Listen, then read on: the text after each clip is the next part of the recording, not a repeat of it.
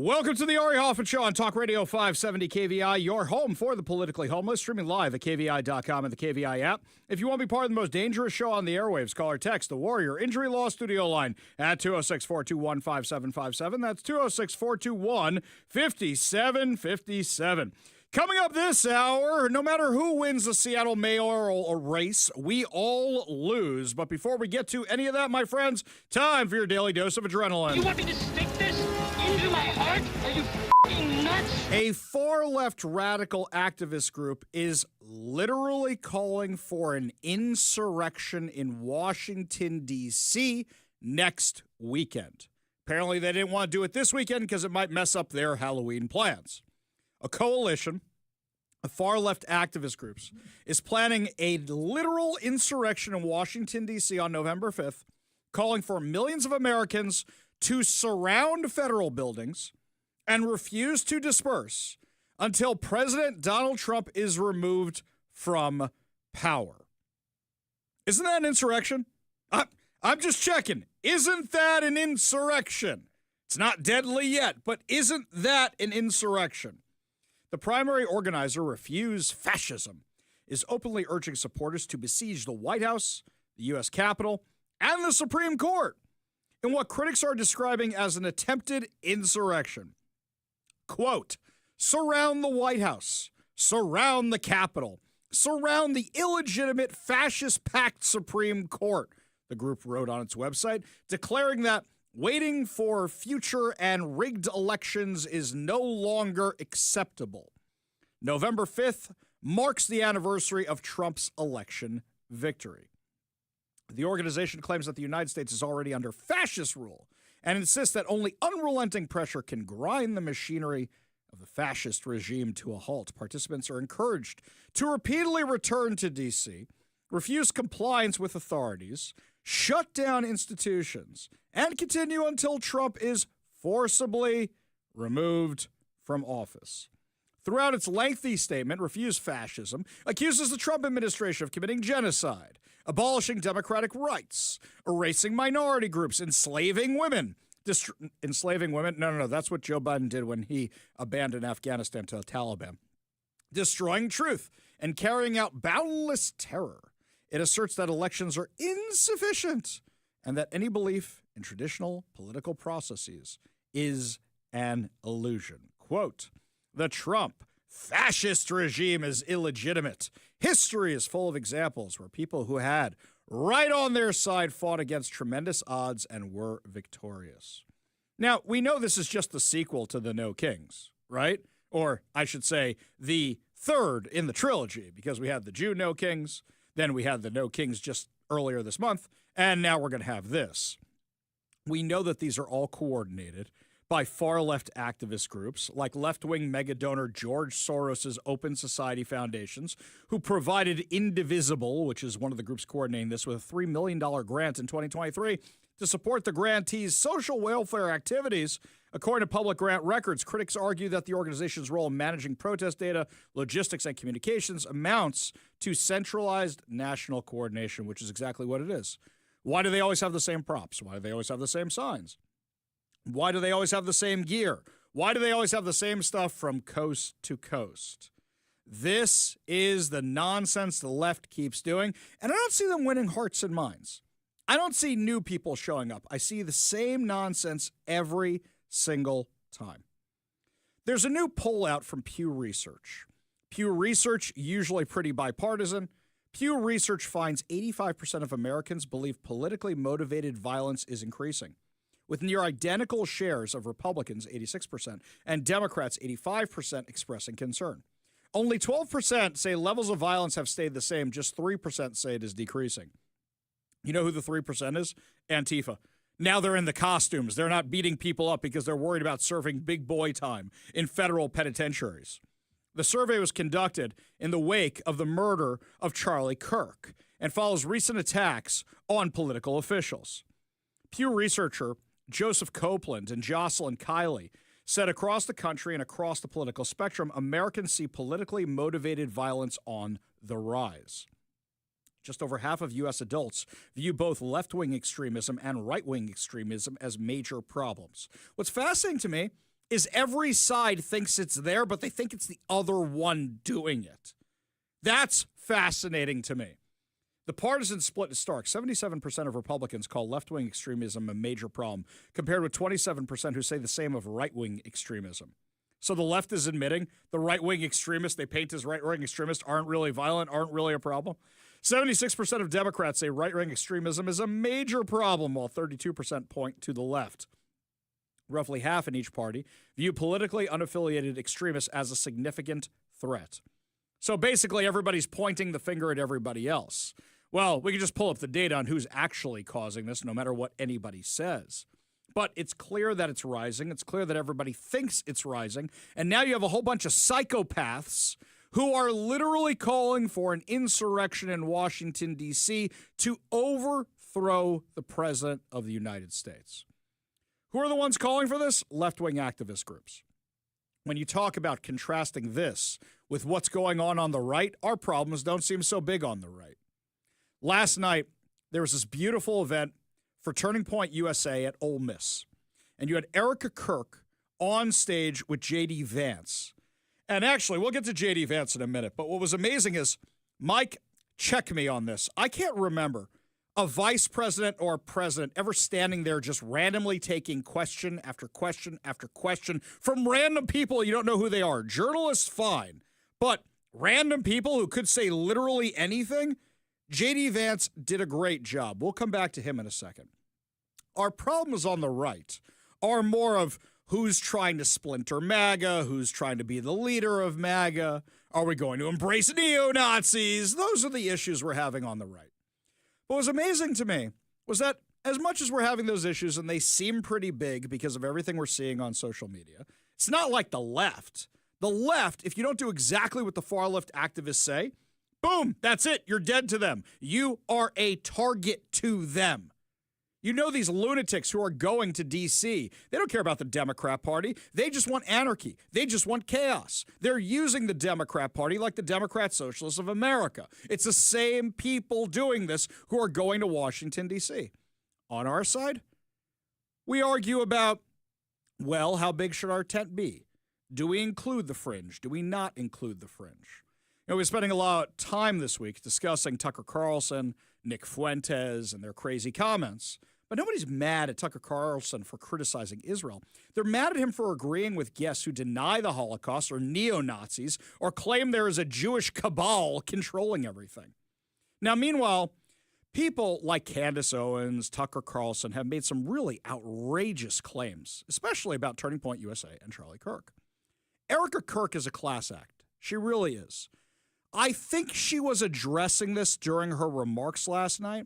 But before we get to that, here's the inspirational stuff she said last night, which I thought was just beautiful. She came out on stage wearing the Freedom T-shirt that Charlie Kirk was wearing when he was assassinated, and here's what she said. You guys have no idea how helpful it is to have all of you in my life, because you help me feel even more deeply connected to my husband. And I thank you for that. I thank all of you for that.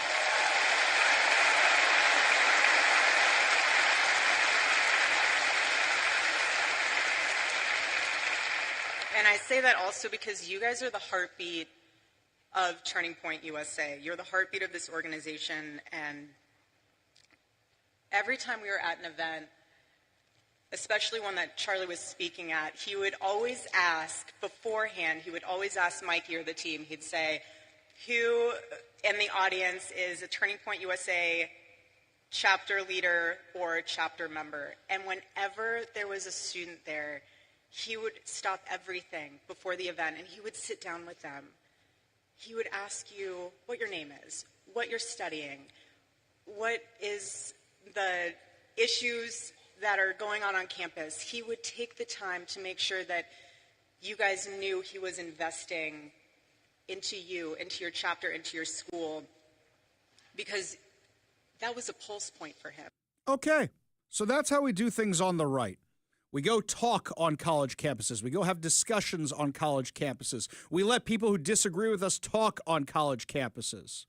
In fact, she said this, which this really resonated with me. I love this message she gave. Earn your voice. Charlie loved the word earn. Earn your voice. This is about your legacy. Each one of you in this room, everyone watching, when you earn your voice and you stand up for what is right, that is a part of your legacy, your family's legacy, just as much as it is part of Charlie's legacy. Don't forget that. Don't ever forget that.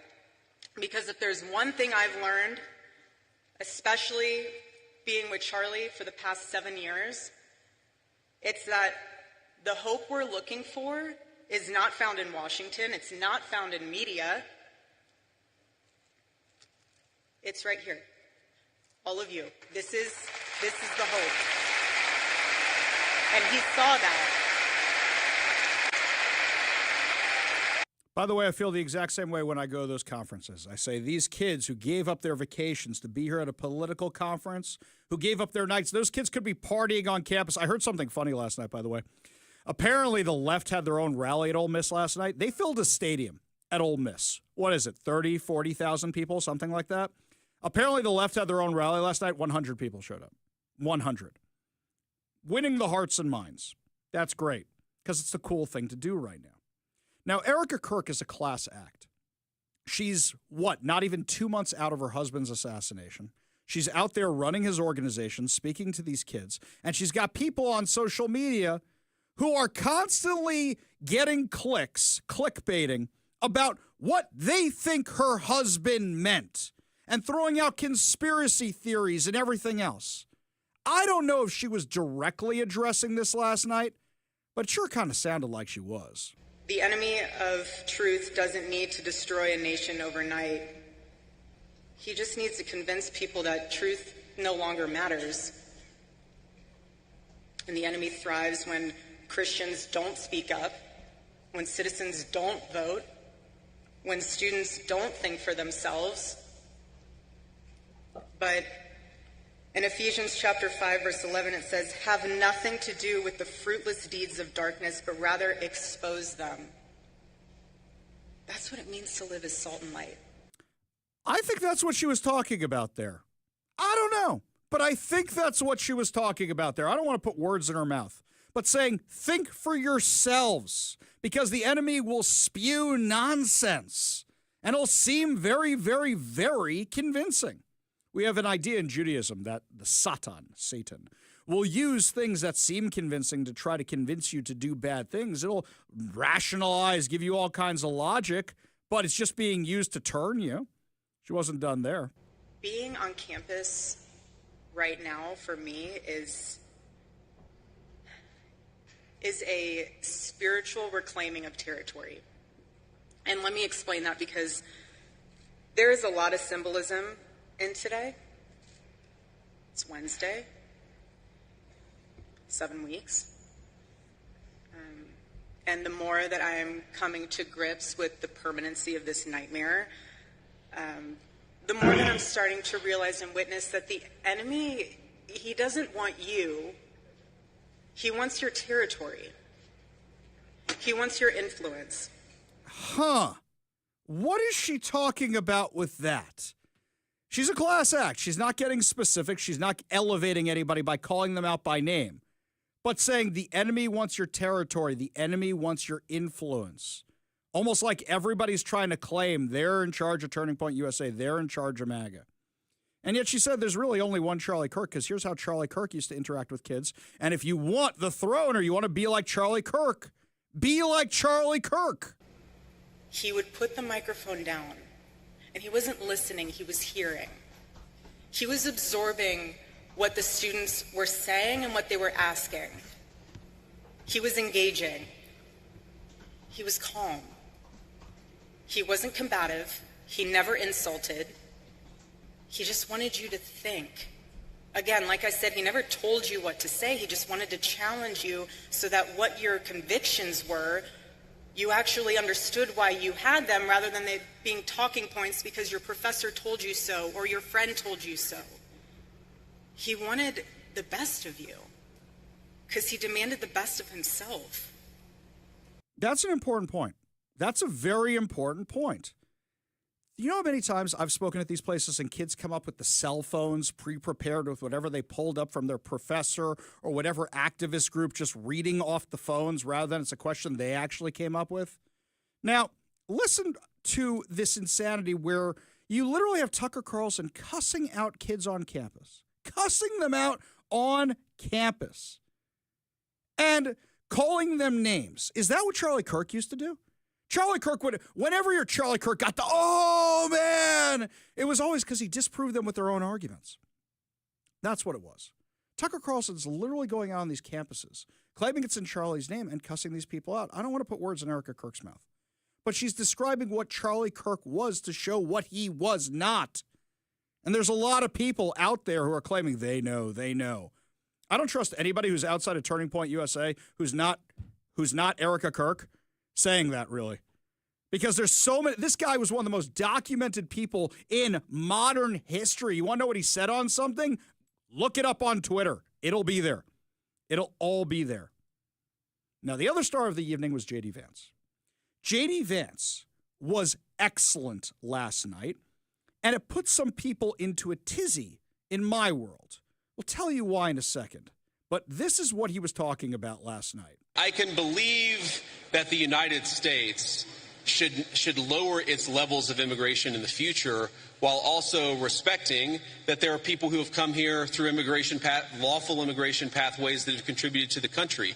But just because one person or 10 people or 100 people came in legally and contributed to the United States of America, does that mean that we're thereby committed to let in 1 million or 10 million or 100 million people a year in the future? No, that's not right. We cannot have, I'll go and finish. We cannot have an immigration policy where what was good for the country 50 or 60 years ago binds the country inevitably for the future. There's too many people who want to come to the United States of America, and my job as vice president is not to look out for the interests of the whole world. It's to look out for the people of the United States.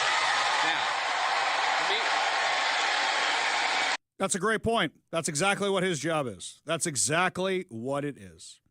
Now, he also called out the woke right for, remember when the U.S. was getting ready to bomb Iran, and you had Tucker, and you had Candace, and you had that whole crew saying he's going to drag us into World War III just for Israel, just for the Jews. J.D. Vance specifically called that out last night, and it was amazing. There were people, and I remember this criticism of the President of the United States. I just raised it in the context of a conversation I had with Charlie. I remember when people said that the President of the United States was going to get us into a multi-100,000 troop regime change war for Israel. This was 4 months ago. This was 6 months ago. Now, the people who accuse the President of the United States of wanting to get us into a regime change war for Israel, I wonder if they stepped back and said, you know what, we were wrong about that. Because the President of the United States did not want to get us into a regime change war for any other country. He wanted to knock out a nuclear facility and get everybody back home, and that's exactly what he did. So I understand there's some frustrations out there, but I think the President of the United States, more than any president of my lifetime, is willing to stand up to anybody if he thinks it puts the interests of the American people first. Thank you. That's a perfect answer. That's a perfect response. This was during the Q&A period. He pulled that right out of a hat. You know what else? People were asking him about Tom Massey. Tom Massey, who we all thought was just like a Rand Paul type who's just an oppositional. No, the guy's a raving lunatic. Here's what J.D. Vance said, calling him out. Independent, having your own opinions is one thing. Voting against the party on every single issue, you're eventually going to make too many enemies. And that is the problem that Thomas has had. It's not one issue. It's not 3 or 4 issues. It's that every time that we've needed Thomas for a vote, he has been completely unwilling to provide it. That is why the President of the United States has trained his ire on Thomas Massey. It's because we can never count on him for some of the most difficult votes. I wish that weren't the case. I say that as somebody who's known Thomas well before I got into politics, but politics is politics, and when you always vote against the party, you can't expect the party to actually back you. Rand Paul and Ron Paul did not always vote against the party. You know what they vote against? Out-of-control spending. You know how many other things these guys vote on every single day when there's not a government shutdown? Do you know how many things these guys vote on? But that's the thing with Tom Massey. I can't tell the difference between him and a Democrat. Democrats never vote for anything the Republicans vote for. Is he just a contrarian? Now, the problem with this next quote is some people went ballistic over this one. went absolutely ballistic over this one, and I think I realized what the problem is. People didn't actually watch the clip. People just read what people wrote about the clip. And I'm seeing all these anti-Semites and all these anti-Israel people sharing it like, oh, J.D. Vance is on our side. Give a listen to it. Listen to the actual quote. Where Charlie Kirk called me, and guys, he was mad. It was one, I wouldn't say the last conversation that I had with him, but it was in the last few months of his life. And he called me and he said, JD, I'm really worried. I'm really worried that what's going on in the Middle East right now is going to lead the United States into a protracted military conflict. I've never told anybody that Charlie was really worried about that in the final months of his life. Now, here's the thing. Charlie was so effective, and he was so trusted by both me and the President of the United States that when Charlie made that phone call, I didn't say, screw you, you don't know what you're talking about. I listened to him. And I really believe that one of the reasons why the President of the United States knocked out the Iranian nuclear facilities, but never got the United States into a protracted military conflict and never lost a single American in a Middle Eastern conflict is because we had the wisdom and the good sense to recognize that the American people are done with American troops dying in unnecessary foreign conflicts. What's wrong with that? Really, what's wrong with that? Mike, we talked about this tons. Did I ever say I wanted American boots on the ground for anything going on in Israel? Never. In fact, I fought against it. People are sharing this clip like somehow it's anti-Israel, somehow it's anti-Semitic. I don't know why, except that the anti-Semites put words in his mouth in their posts on social media and said, see, Charlie was against Israel. No, he was worried the road we were going down. You know who did put boots on the ground in Israel? Joe Biden. You know who got Americans killed in Israel? Joe Biden with his stupid peer to bring in the aid. That's who got people killed there. The president said, no, if we take out Iran, we take out the head of the snake, we're done. People are putting words in his mouth. And I got to tell you, after last night, I'm more pro J.D. Vance than I was before. You want to argue with me? Give me a call or a text at 206-421-5757. That's 206-421-5757. When we come back, my friends, no matter who wins the Seattle mayoral election, Seattle's going to lose. We'll tell you about their latest debate disaster when we come back. You're listening to the Ari Hoffman Show on Talk Radio 570 KVI.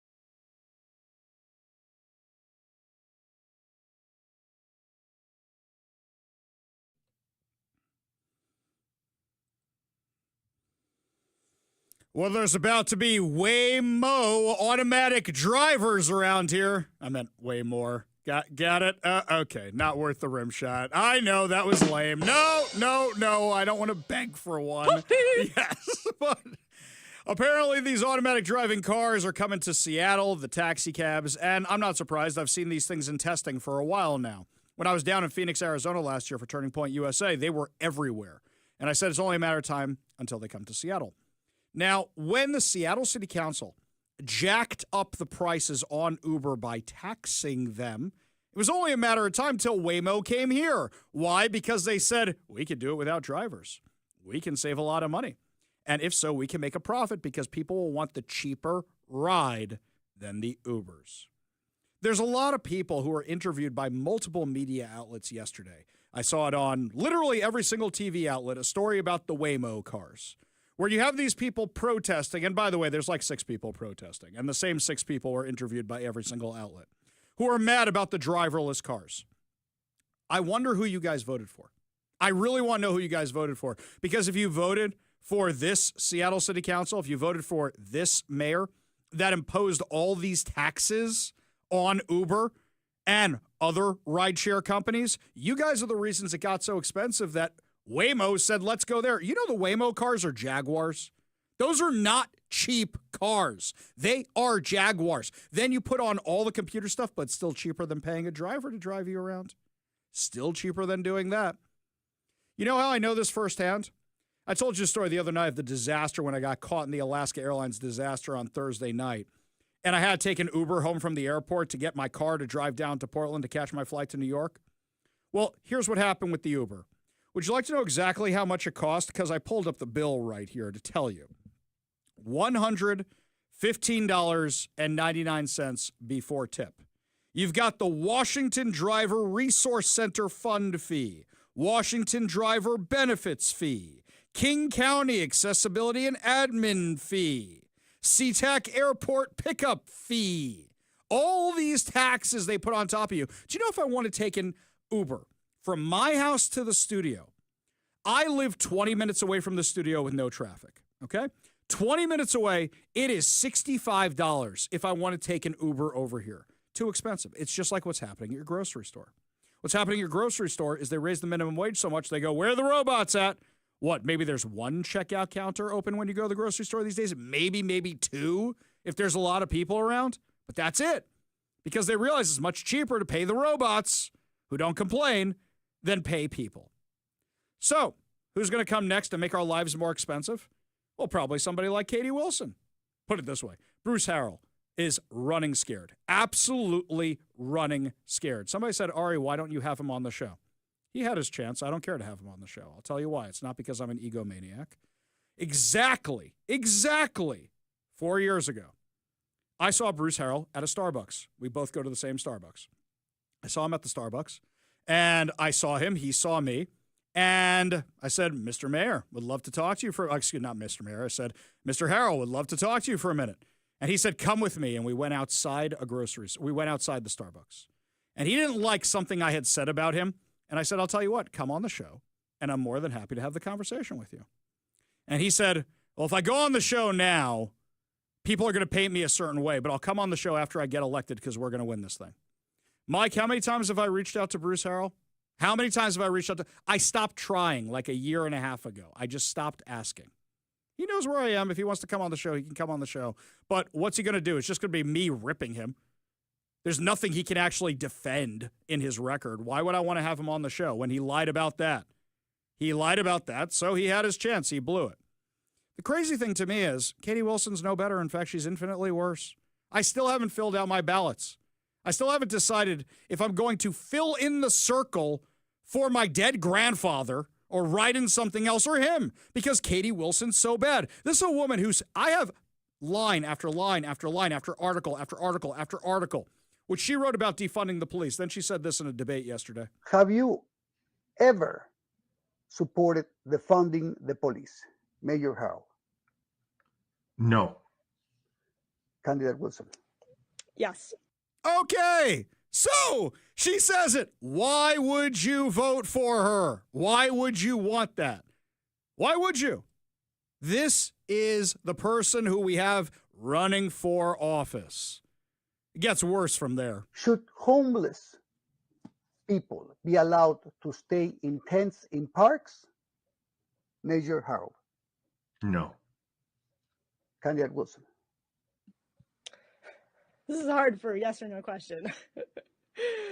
I'm going to pass on this one. I can't really answer yes or no. On definite. You're going to pass on the biggest issue facing Seattle, which are the people living outside on the street. You're not going to answer if they should be allowed to camp in tents because you know the answer is yes. You know the answer is yes. That's what she says. And nobody will like that, except for the Antifa types. So she passed on it. I wish more people were watching the Spanish Channel's interview because then they might have heard that crazy thing. The fact that she won't even admit it is insane. And these are the two choices we have running for mayor. No matter who wins this election, Seattle loses. And speaking of losing, by the way, Democrats are losing the shutdown battle. Now they're just trying to get in their last licks. We're going to prove to you that they are done and they are giving up. It's only a matter of time till they actually throw in the towel when we come back. You're listening to the Ari Hoffman Show on Talk Radio 570 KBI.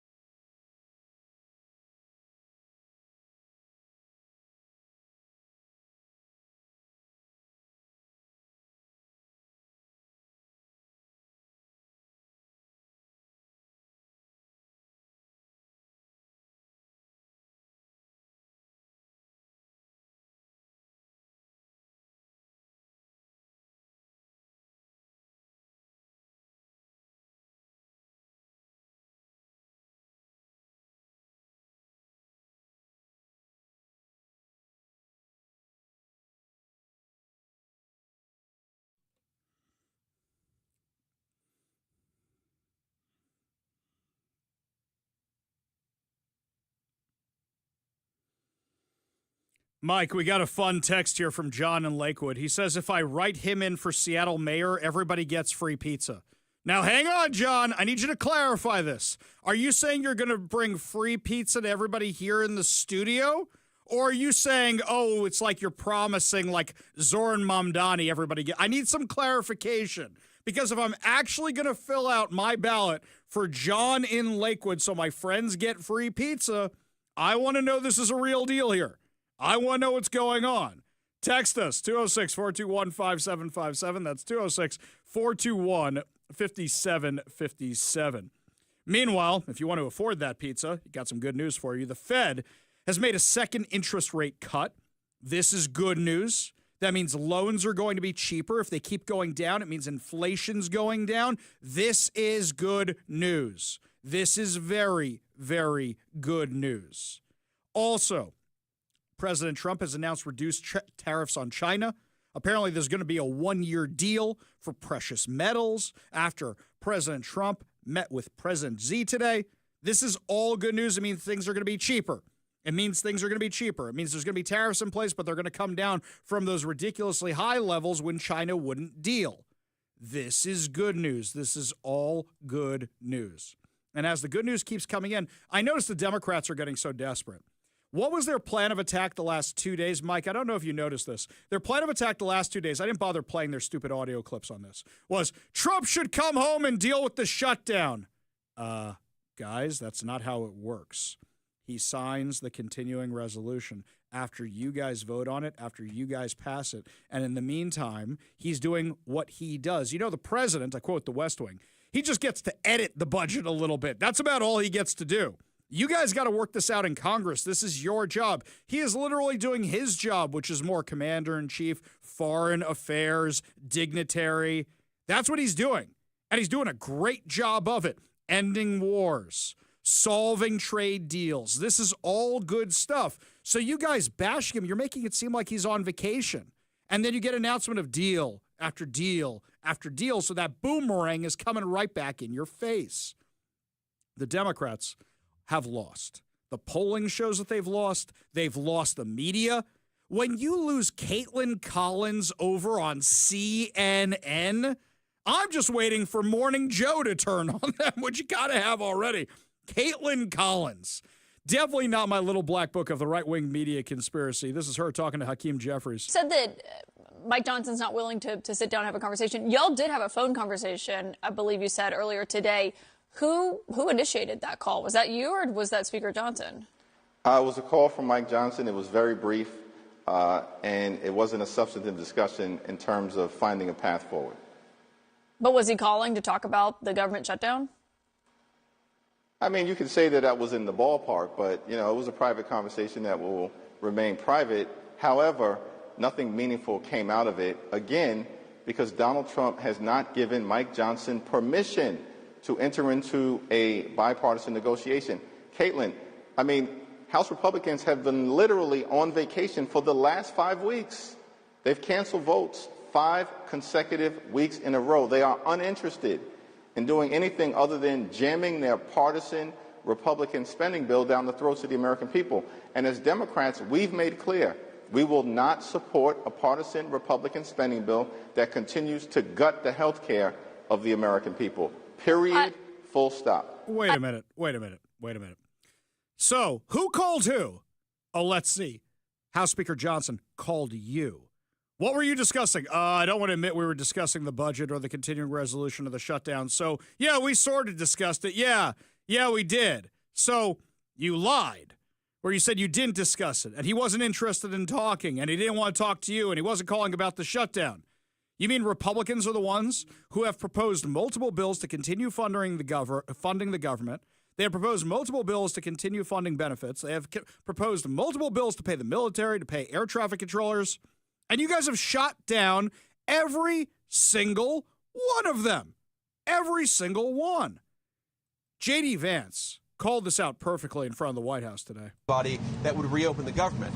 What we're also saying is that we're not going to allow anybody, Democrat or Republican, to effectively threaten any policy demand and to place that upon reopening the government. you don't reward hostage taking. If Democrats want to talk about health care policy, let's talk about health care policy. If they want to talk about tax policy, let's talk about tax policy. They don't get to come in here and say, you give us everything we want, or we're going to shut down the government and not pay our pilots and not pay our air traffic controllers. It's ridiculous, disgraceful, irresponsible behavior. There have got to be 5 more moderate Democrats in this entire city who are willing to work with us to reopen the government. Exactly. You even have Democrats like John Fetterman calling out their own side, saying enough is enough, guys. The Democrats have lost this. They're just trying to get in their last licks right now. You want my prediction? The government's going to reopen on Wednesday. I'll tell you why Wednesday. Because the Democrats know they've lost this battle, but they need to save a little face. There will be some socialist victories on Tuesday. There will be. I'm worried about Mamdani in New York. I'm worried about Katie Wilson here. I think this is actually going to happen. I think you're going to see a bunch of socialists, and they're going to say the following, something along the lines of, see, the American people agree with us. The American people are on our side. We're going to win at the ballot box. And we may be in the minority now, but if you elect us in 2026, we'll be able to stop Donald Trump's agenda. Just watch. That's what they're going to do. We go to the Warrior Injury Law Studio line. Take a call from Leonard in Shoreline. Leonard, what's up? Nothing much. You know, you speak of Katie Wilson. If people start voting for Katie Wilson, basically that's what she intends to do. Defund the police and bring in innocent social workers so that they can end up being killed. I mean, we already had one killed already in 2023. You had one that was killed in 2020, the day they passed the defund the police for social workers. One of them was killed by their own clients. Yeah, we know how well these plans work out. Appreciate the call, Leonard. Appreciate you being part of the show. You want to be part of the show, give us a call or text at 206-421-5757. That's 206-421-5757. When we come back, Webster has officially named its word of the year. And I don't know what it means. And I don't know if you know what it means. We're going to discuss it, though, when we come back. You're listening to the Ari Hoffman Show on Talk Radio 570 KVI.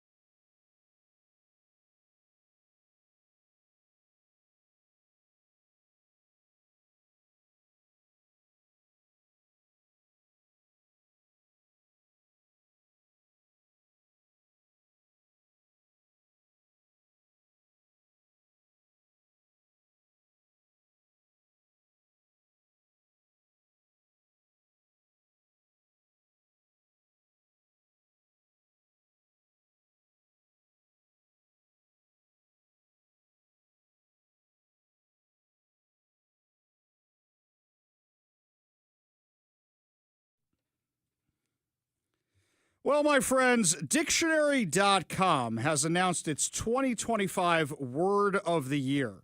And I don't know what this thing actually means, so I decided to bring in an expert. And that would be our friend Lily James, who's an editor and producer over at our sister station, Northwest News Radio, because she is significantly younger than us. And she can help us understand these words we don't get. Now, Lily, I don't know if it's a bit cringy for you. See, did I use that right? Okay. Stop it. Mike's already mad about this. So I know that when my teachers, when people who are older than me, when my parents would use the terminology from my day, that was bad news and you knew it was already over. Yeah. I'm guessing if dictionary.com announces a word is the word of a year, it's long over. And if the news, if King 5 is covering this, it's way, way over. Would you absolutely. agree? Okay. So this word is probably retired and done. I believe so, yeah. Okay. The word is 6-7. Lily, what is this all about? Well, first of all, that's not a word. Yes. 6-7 is not a word. Just want to put that out there. Yes. Also, I don't know what it means. I feel like it's a generation below me that's a big thing for. Okay. I've seen the memes. I've heard people say it, and I don't know. I know it originates from like a song. Yeah. That's all I know about it. That's it. And I know teachers really hate it. Okay, because it sounds to me, with the way it was described to me by my wife, who was translating from my daughter, for our generation, it's no soap radio fans. It doesn't mean anything, and it's just confusing, and it just ticks off the older types. Is that about right? Probably. Probably right. Okay.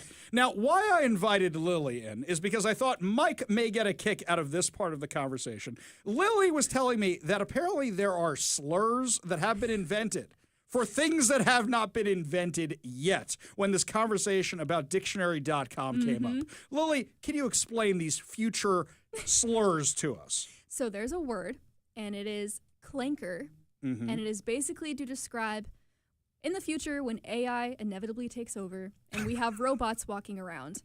That is a slur to describe those robots.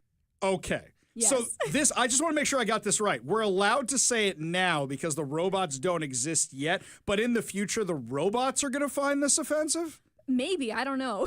You'll have to ask him then. If this is what triggers the robot rebellion, I'm blaming you, Lily. It'll all be on me. Mike looks like he has thoughts on this. I have no thoughts. You have no thoughts. Okay. It's only brain rot. All right. So brain rot. That should be the word of the, as I think it was Kevin who said that should be the word every single year. Oh, yeah, absolutely. So how many slurs are there for things that don't exist yet? Planning ahead for people to be triggered about the terminology that is attributed to them.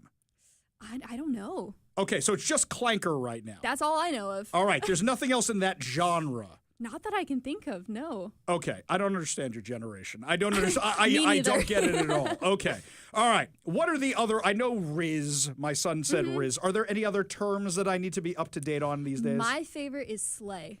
Slay. Yeah. That's cool, right? Yep. That means like, that's great. That's cool. Good Slay. job. Yeah, that's so slay. We had sick in my day, and I never liked that word. That's sick. That's so sick. Yeah. Yeah, I didn't like that one at all. I just didn't. Okay, so slay. Anything else I need to know to be? I'm going to come home today and impress my daughter, and she's going to get all mad at me that I said some of her terms, okay? Slay is always a good go-to.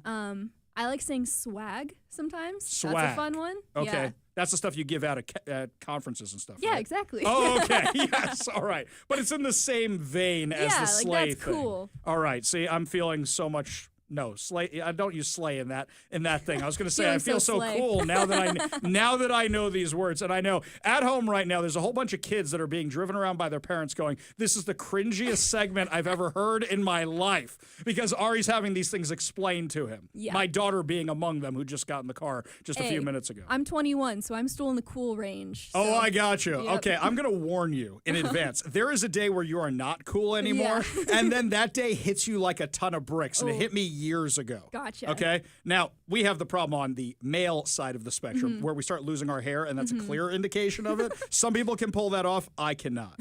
All right, Lily, what stories are you working on for Northwest News Radio right now? Oh, we've got a lot. A lot about food benefits running out right now. Also, we're having an atmospheric river on Halloween tomorrow, so that's a big one we're working So is on. that going to ruin trick-or-treating? Is that what they're worried about right now? It'll just be very wet and windy. Okay. All right. Good to know. All right. That's Lily James, who's an editor and producer over at our friends Northwest News Radio. Lily, thank you so much for joining us. Thank you. Really do appreciate it. I feel so much cooler now that I know all the young people terminology. Do you feel slay? I feel super slay. Yes, I'm sure my audience is cringy right now and saying Hoffman has no riz. Wow, look how I did that. Isn't that incredible and wonderful? We got a whole lot more to discuss as the show continue, my friends. When we come back, Mike and I got piles and piles and piles of campaign propaganda. We're going to be going through it, maybe shredding some of it. We'll give you all details of that, plus who to vote for, and my recommendations when we come back. You're listening to The Ari Hoffman Show on Talk Radio 570 KVI.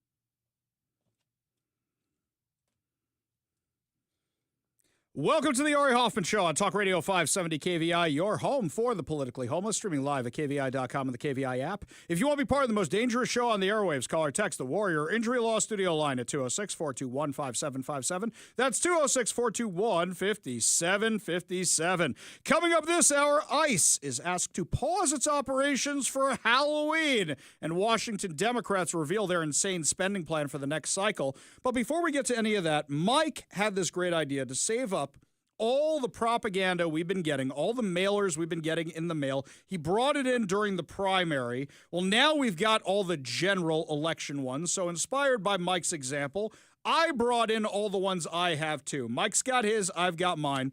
And we're going to go through a few of these. I know some of you are asking for some more voting recommendations on the propositions. We'll get to those. First, we want to make fun of some of these. When in doubt, vote no. Exactly. And I vote no on all of them. Reject them or vote no on all of them, that's the easiest thing. We'll tell you why in a minute. But first, let's start with this. There are some of these that are funny, and there are some of these that are offensive. And I'm going to tell you why I'm actually mad about some of these. This one here, it's from the Local 27, which is the Seattle Firefighters Union. I'm actually mad about this one. It's endorsing Bruce Harrell. It says he gets an A+ on building affordable housing, an A+ on clearing homeless encampments, an A+ on supporting Seattle firefighters and public safety, an A+ on creating good jobs and supporting workers, and an A+ on affordable childcare. Thank you, Mike. Because, first of all, half of that stuff has nothing whatsoever to do with fighting fires. But let's start with this. You remember what I said? If Bruce Harrell wanted to impress me when he first came into office, he could fire back all the firefighters who had been terminated for the COVID vax? He didn't do that. In fact, he ramped up the city attorney challenging their lawsuits. He could have gotten rid of all that by just saying, yeah, we'll hire you back, done, and here's back pay, done, done, done, and could have solved your staffing crisis too. The staffing crisis we talk about with the Seattle Police Department all the time, but it's just as bad with the Seattle Fire Department, and they're endorsing him? Wait a second, clearing homeless encampments? Mike, how many stories have we done in the last 4 years where the homeless are actually coming after the firefighters, either attacking the rigs, trying to steal the rigs, trying to steal the equipment? Are you kidding me with this? This one I'm actually kind of mad about. This one isn't funny. Here's the other one. This one from Katie Wilson, just so nobody thinks I'm taking a side in this whole mess. This one from Katie Wilson. Mayor Harrell's failed budget puts Seattle on the edge. Okay, all right. So what's your justification for this? Katie Wilson's Jumpstart tax. Wait a minute. Hang on. I don't remember Katie Wilson passing anything because she hasn't been in office before. But even so, you want to take credit for the tax, which was specifically blamed for the fact that we have less money because people moved and businesses moved to get out of Seattle to avoid this tax. So the thing that scuttled Bruce Harrell's budget, as terrible as it was this tax. Tens of millions of dollars less than they thought they were going to have because of this tax. You want to take ownership for that? Okay. It's a bold strategy, Cotton. Let's see if it pays off for her. Mike, what do you got in your pile of fun over there? Well, so I live in SeaTac, so I don't get any of like the Seattle proper related stuff. So I'm in District 5 for King County Council, and I'm in the 33rd Legislative District. And even for being in a relatively small area, SeaTac is a very small city despite having the airport. In fact, the airport proper probably takes up half of the city of SeaTac, but I get stacks and stacks and stacks of propaganda for only really 2 races. I've got like a couple city council candidates that send lots and lots of stuff, but really most of the heat seems to be in the King County Council race and in the legislature. So the first one I want to point out is there's the Legislative District 33 Position 1 race with our friend Kevin Schilling. He is running for that position. He has our endorsement, but I get a lot of mail from his opponent, Edwin Obras. And so I got a particularly deceptive one here that, Ari, I don't know if you could see it, but it's in red, and it says in all caps at top, Republican voter guide. So it's like, oh, hey, this is for me. There are no Republican candidates on your ballot. So here are the facts about the Democrats. Kevin Schilling on the Burien City Council voted to increase his own pay by 25%. As mayor of Burien, his own police officers voted no confidence in him. That comes up in almost all of these mailers. Time out. Yes. Hang on. Please. I thought their police department is the King County deputies. Which police officers are voting against him in the Burien Police Department? Yeah, the thing that doesn't exist. Right, okay. So, but Edwin Obrist, on the other hand, strengthened background checks to keep predators from overseeing children, seniors, and the disabled, and voted to limit rent increases. That's not the flex you think it is if you're trying to appeal to Republican voters. Yeah, that's really, really stupid, that one. Are they trying to just label Kevin Schilling as a Republican or something? Because that makes no sense. You're saying, wait, we don't like the police, but the police don't like this guy. Yeah. So ipso facto, I'm confused. That's a bad. That's just a bad mailer. It's just a bad mailer. But you were wondering about that. I have one. This one has like a cartoon of Kevin Schilling in a driver's seat. It's all in black and white, and it says MAGA man Kevin Schilling, and it don't buy Kevin Schilling smoke screen. Kevin may be running as a Democrat, but the facts suggest otherwise. And there are 4 points I will read. Each is annotated with a Tesla symbol. A Tesla symbol. Yeah, because that's a MAGA dog whistle. That's copyright infringement. Actually, it is, because I think it is actually the Tesla T. That's copyright infringement. But that's MAGA coded. Yes. That's MAGA coded imagery. So what does it have on here?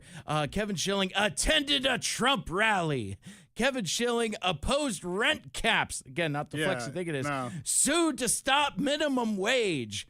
Yeah. Is there the rest of that? No, just sued to stop minimum wage. Yeah. In all of its forms. All of it. No minimum wage at all. And funded by MAGA. Attribution needed on that, or as the kids might say, with the sleigh and the brain rot. Source ? Yes. When the smoke clears, the choice is clear. Vote no on Kevin Schilling, the MAGA man. Oh, if he's going to be a MAGA man, I want him in a blue suit with a blue helmet and an arm that fires things. I got a couple more. You want a couple more from mine, or you want to go back to yours? No, you're doing great. You keep going. What else you got? So again, still the same race. Again, I have so much mail for so few races. I'm with you there, man. Have you gotten any of these enormous, like, fold-out ones? Oh, like sir. These dual fold ones? Everything I got left is dual fold. Holy smokes, these are so big. And I don't know what their paper budget is. Like, these are, like, so... Oh, wait, hang on. Let me explain this to you. Yeah, Would please. you like to know why they send these out? Yes. One, they're hoping you see them in the mail. But two, Mike, look at yours, and you look at where it says, like, no candidate authorized this. These are all from PACs and stuff. Yeah, these are all from PACs. You see a little symbol like next to the recycle, or a little symbol there anywhere, a little tiny symbol like a copyright-ish symbol. Yeah. That is a union bug.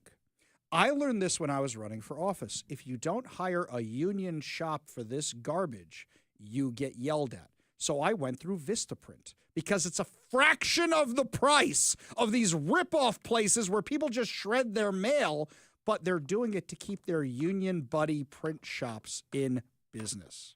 That's why you get so many of these. So the people who are all about recycling are sending you all this stuff that they killed trees to get. But I digress. So this one I think is particularly telling because again these are from PACs and from different unions and all kinds of different sources, not necessarily the candidates themselves. This is in the category of who is this for? I folded this out. I see like a nice lady, and I folded out. There's a nice doctor lady, and it says Edwin Obrist voted to slash abortion access funding by more than half. Edwin Obrist voted for the largest cut in abortion care in Washington state history. How can any Democrat support that ? Plot twist. Let's replace healthcare hypocrite Obrist with a Democrat we can trust. Vote for Mayor Kevin Schilling on November 4th. So that's on the Kevin Schilling side going out against the other guy. I guess. Okay. Who's more Democratic? I don't know. Let's pick one of these guys. That's nuts. All right, I'll have more for you in Let a me give you a break here for a second, all right? I'm going to tell you I got more mayoral ones. I've got one for Katie Wilson, one for Bruce Harrell here, all right? Let's start with the for Katie Wilson one here. And this is by some other PAC, and they've got a union bug.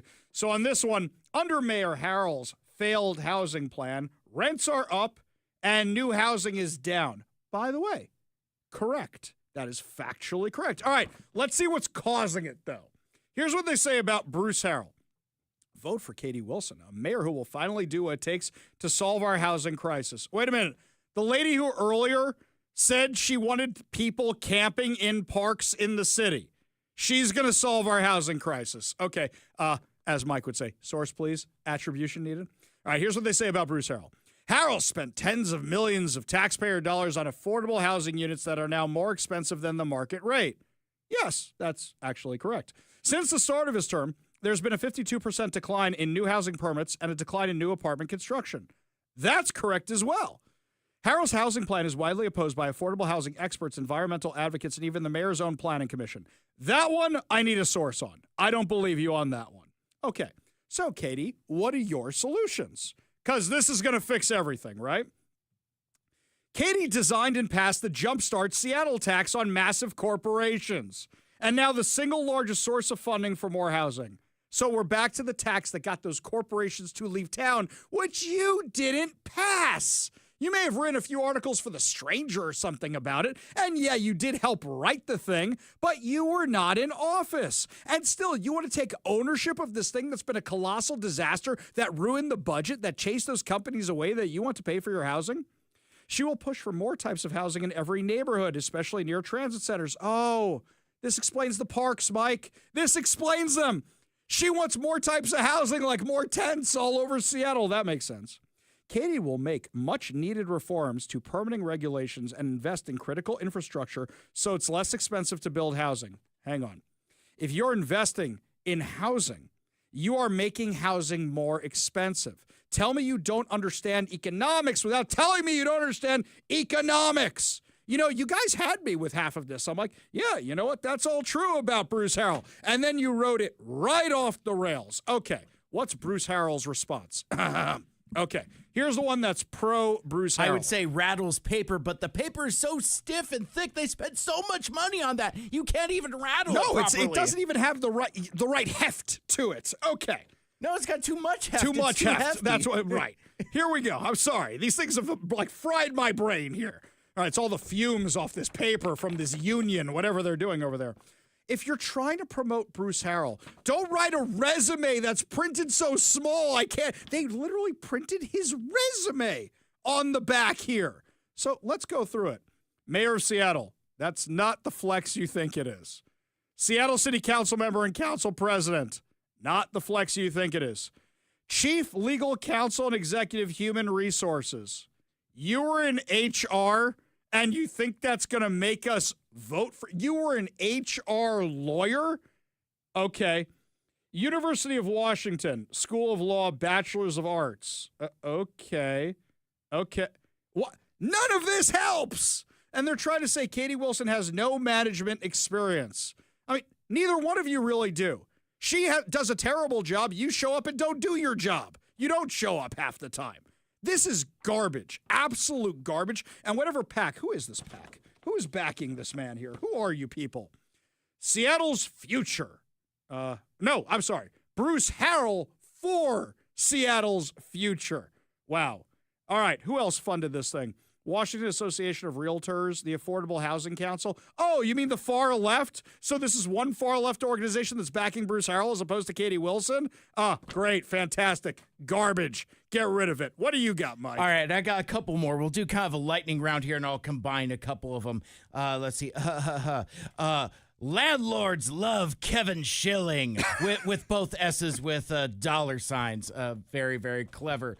Let's see. Working families need a raise, but Kevin Schilling says no. MAGA's new favorite Democrat. Oh, vote for leaders who honor the people's voice, not fight it in court. So that's enough of that. Again, Kevin Schilling has our endorsement. I mentioned also that I am in District 5 of the King County Council, and there are two candidates, Stephanie Fain, who the Times editorial board recommends, which automatically means I do not, but also she is going against my friend Peter Kwan, who is my representative. Wait, the Times recommended the person running against Peter Kwan? Yes. What's yes. wrong with them? Well, it's the Times. Right, I mean, of course.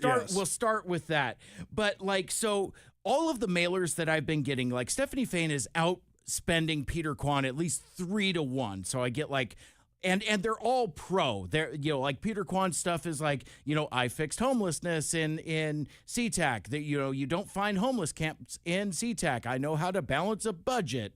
And, let's talk about reasonable solutions. He's a very bipartisan guy. I like him a lot. Mm-hmm. But I was waiting for a day like this to come where finally I got a negative ad that I could read here on the radio. I will show this to you, Ari. It's a visual daily double. It's all in red. It's blood red. Blood red. A photo of Peter Kwan, the sweetest man you'll ever meet.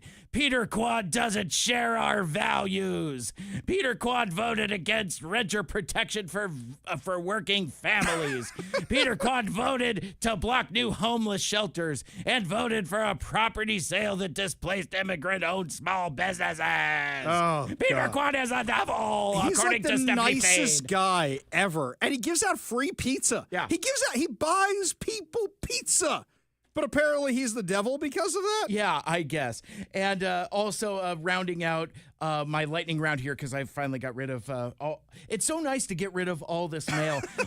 Also, some nice lady is using her high school senior photo as a campaign mailer. So you sure that's not how old she is now? I can't tell. I've done no investigation. She looks younger than Lily, who was just in here a few minutes ago. That person. I pointed out, it's got this fashionable leather bomber jacket. Anyway, some person named Caitlin is running for SeaTac City Council. I wish them the best of luck at their and hopefully someone will say yes to them for prom. So, Mike, I'll tell you, good luck buying beer. I haven't even gone through half my pile. Haven't even done it. I'm not gonna do it because it's all stupid. I will, however, spend a minute or two going over the propositions with you because some of you had questions about these. So let's make sure we do these. Proposition number 1 for King County, families, education, preschool, and promise levy.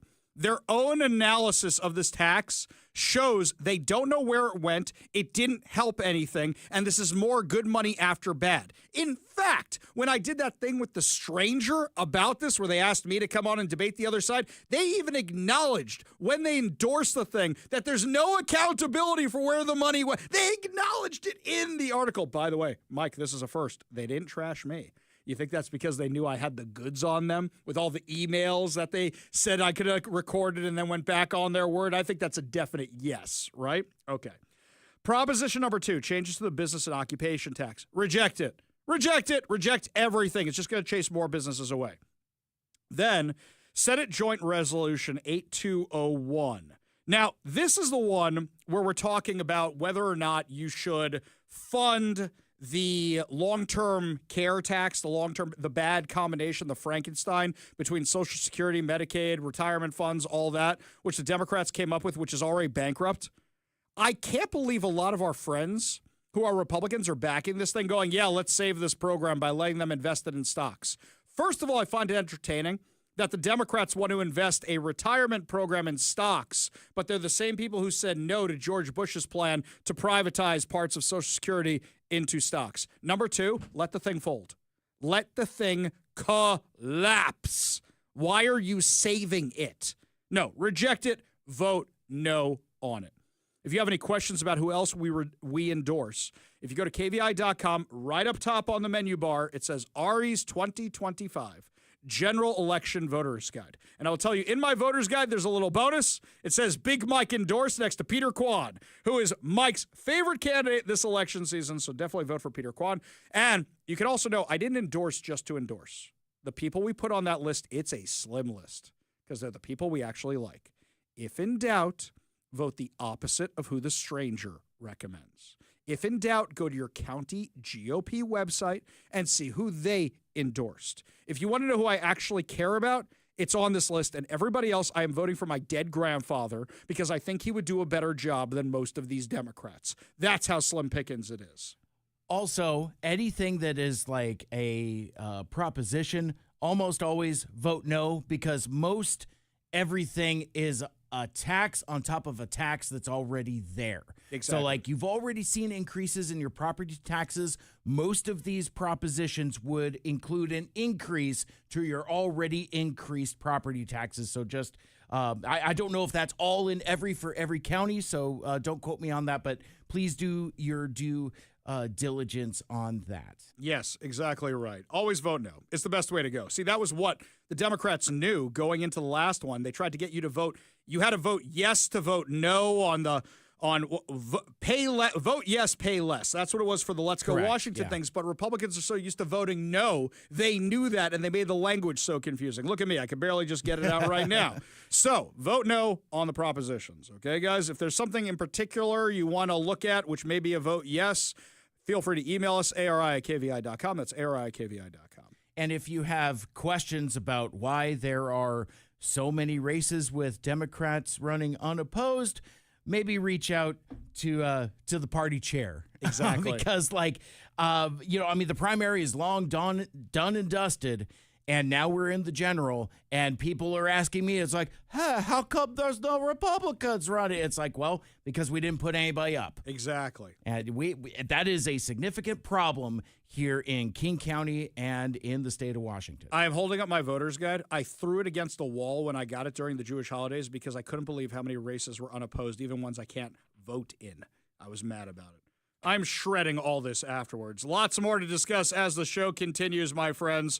When we come back, Washington Democrats have unveiled their spending plan. So if you want to stop it, you got to vote for the normal candidates. We'll tell you the insanity they want to spend this stuff on when we come back. You're listening to the Ari Hoffman Show on Talk Radio 570 KVI.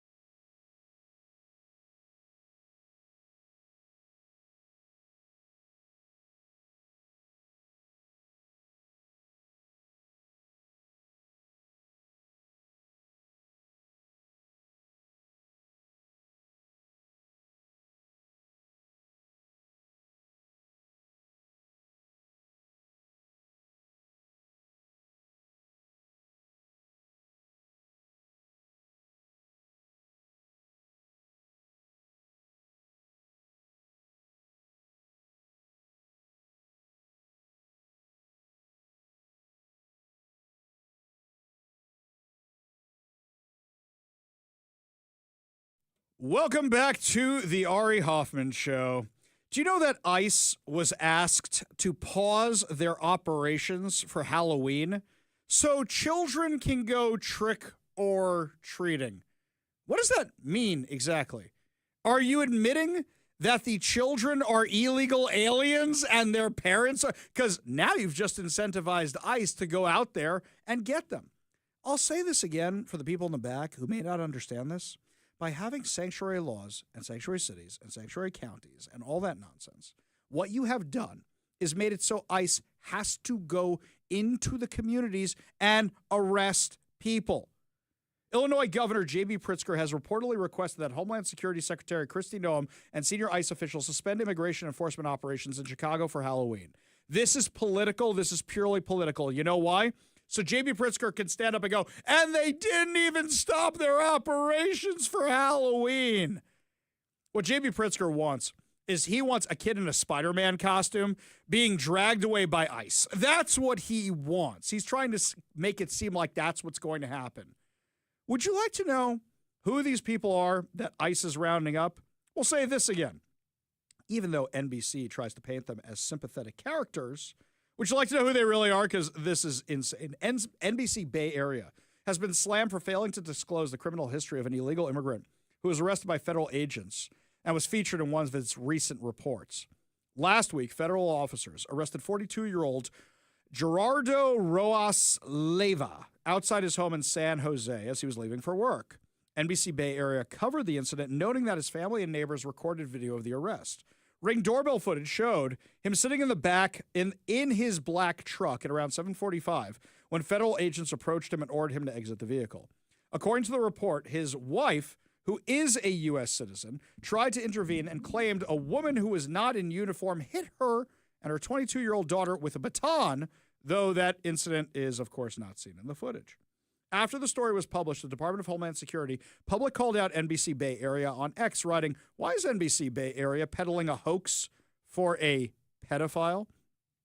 In its statement, DHS clarified that ICE had arrested Roas Leyva, describing him as a criminal illegal immigrant from Mexico who had a rap sheet that included lewd and lascivious. I'm having trouble here, Mike. Lascivious. Thank you. Okay. See, it's not just Seattle places I mispronounce. It's also big words.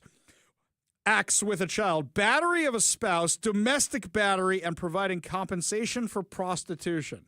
Did he get one of those letters from the police on Aurora Avenue? Is that what happened?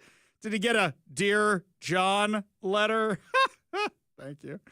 Okay, they say this pedophile illegally re-entered the U.S. after previous removal of felony at an unknown date and time. President Trump and DHS Secretary Kristi Noem are removing criminal illegal alien predators from our communities and putting safety of Americans first. NBC's omission of his criminal background comes as many left-wing outlets and leaders have tried to frame ICE arrests as being unwarranted and at random. According to the post-millennial, the Trump administration maintains that its operations focus primarily on illegal immigrants, particularly those with criminal records or prior deportations. How is it every single time? Every single time the left tries to make a victim out of one of these guys, every single time we find out it's always some horrible person. On Monday, DHS announced more than 527,000 illegal immigrants have been removed under the Trump administration. Yes, exactly right. But they're they're arresting them all trick-or-treating. Okay, I'll tell you what. You want to stop that for a minute? You want them to put a pause in their operations? How about you guys stop threatening ICE agents? According to ICE, there has been an 8,000% increase just in fiscal year 2025 of targeting and threats, death threats specifically, targeting ICE officers. 8,000%. You think that's because of the Democrats demonizing them every 5 minutes? Of course that's why. Of course that's why. Death threats, ongoing death threats. Now, meanwhile, what are we doing about this illegal trucker situation? Well, good thing is 146 illegal immigrant truck drivers were arrested in Indiana in an operation called Midway Blitz. Kristi Noem had a press conference around this, announcing it. These are all illegal immigrant semi-truck drivers, like the ones that killed, let's see, by my count, that's 3, that's 6, 8 people that we know of already How many other accidents are out there that we don't know about? But 146 of these illegal alien drivers are now off the roads. I say, if you know the schools that are licensing these guys, you go check out the licenses that these schools issued. There is paperwork for the licenses. Just go track them down that way, see if they're legit or not, give them a new driving test. Sorry if you went to a school that sucks. If you're a legit driver, I think you'll be able to solve this really fast. I bet you the ones that went to Skyline, the school that made all the headlines about licensing hundreds of illegal alien CDLs, I bet you if they have a license from those places, they're probably self-deporting already. When we come back, my friends, Washington Democrat spending is out of control. They're already gearing up to spend more of your tax dollars in the upcoming legislative cycle. Todd Myers from the Washington Policy Center will be joining us. Tell us the most outrageous things they want to spend your money on. You're listening to the Ari Hoffman Show on Talk Radio 570 KVI.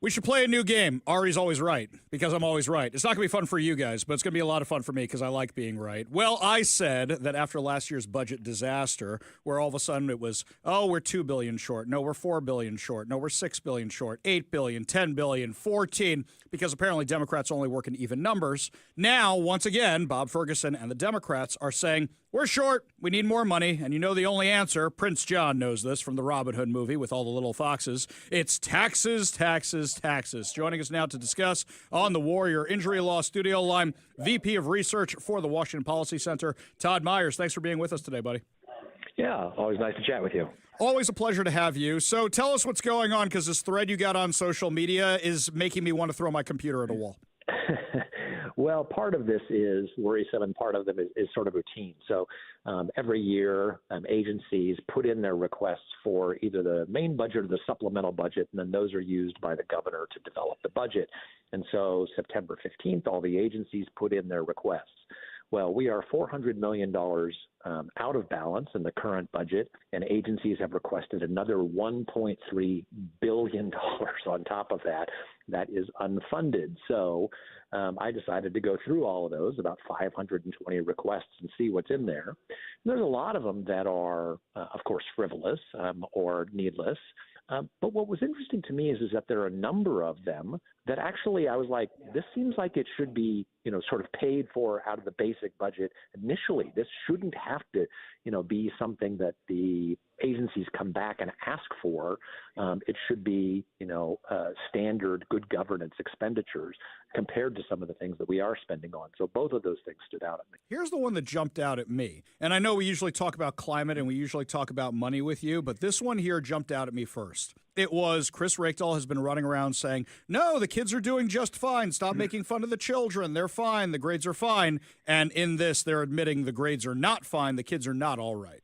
Yes, that's another one of the fun things is what agencies and people in government say to each other when they're talking to each other and when it's not public. So you're right. Chris Rakedal has been, sort of going after us and others for pointing out the fact that test scores are declining and have declined over the last decade. But what his own office sent was, we need $10 million more for math. And in that they say, well, statistically, we're average, but we've been declining for a while. Well, one, we shouldn't be average. We used to be in the top 10 in both math and reading. We are now average or slightly below average in those areas. And so they're trying to fix that. But of course, what do? They ask for more money. Mississippi has now passed us. They went from 49th to top 10, and they didn't do it by spending a heck of a lot of money. They did it by changing their education system in a variety of different ways. That's what we should be doing. But I did appreciate the fact that, at least they admit to each other that we're not doing well, and what we have been saying is true. Yeah, absolutely. I mean, it ticks me off, but yeah, at least they're actually admitting it. This is the same kind of thing they did with the homeless. You had Seattle and King County in lawsuits against Johnson & Johnson and Purdue Pharma saying, well, over 80% of the people on the streets have an addiction issue, so of course we need to sue you. And then they say, no, it's not an addiction issue, it's a housing issue when it comes to homelessness. So they are brutally honest when they want the money, and they have no reason to think they won't get it because the Washington legislature just forks it over time and time again. Now, here's something else I saw, which is they're asking for more money for the employee compensation fund. So you want them to get paid more. If your argument is inflation, you guys caused the inflation. If your argument is the cost of living is too high, you guys caused it to go too high, and now they're asking for us to pick up the tab for it? Well, yeah, that was the major driver of the massive budget increase in this current budget, which is about $3 billion worth of pay raises. And now they want another about $50 million to deal with the aftermath of those pay raises, because what they had, there's what's called compression and inversion, which is that the supervisor now makes less than his employees, or the people he supervises, rather.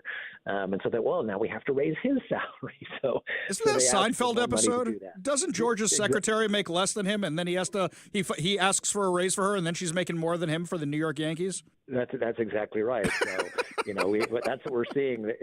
That's adding another $50 million in requests. But again, what's amazing to me is that we spent $3 billion in pay raises, another $50 million in requests. But then there are things like they want the Department of Children, Youth, and Families wants less than $1 million to increase reimbursement rates for psychiatrists and mental health counselors, because they haven't raised their rate since 2017, 8 years. And they say in there, like, their reimbursement rates to hire psychiatrists, and look, the clients they deal with, they need mental health services, are now lower than Medicaid. So we spend $3 billion giving pay raises to state employees, but we haven't raised the reimbursement rates for people whose services are needed and should be a basic part of caring for people who are in DCYS care by $1 million. That is the sort of thing that really frustrates me, is how out of balance our priorities are, right? There are things that government should do, and taking care of children and families in DCYF is one of them. And the fact that they are now to the point where they're begging for $1 million, I just think is so ridiculous given all the other things we spend money on. Absolutely. And in the last few minutes, we have Todd Myers, VP of Research for the Washington Policy Center. Of course, it wouldn't be a Democrat budget without talking about climate change, even though Bill Gates is now saying, yeah, it's not that big of a deal, even though I scared the you-know-what out of you for a whole bunch of years now. So now they're asking for $15 million to cover increased utility costs because of the tax the legislature imposed on them, which isn't doing anything to change climate change. Yes, and this is my favorite for a couple of different reasons. One, which is that they, for a long time, the Department of Ecology has actually said, oh, no, this, wouldn't increase costs, or, the governor Inslee said pennies. But this, they're very clearly saying, look, this is increasing costs by a lot, by $15 million, the CO2 tax, and then what's called CETA, which is the renewable energy requirement for electricity.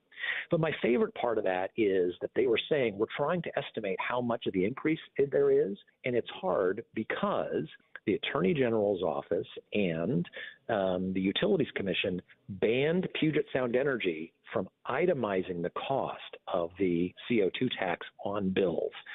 So, and the reason I like that is, one, that it's very honest, and two, we were the ones who pointed that out when it happened. We were the ones who exposed that.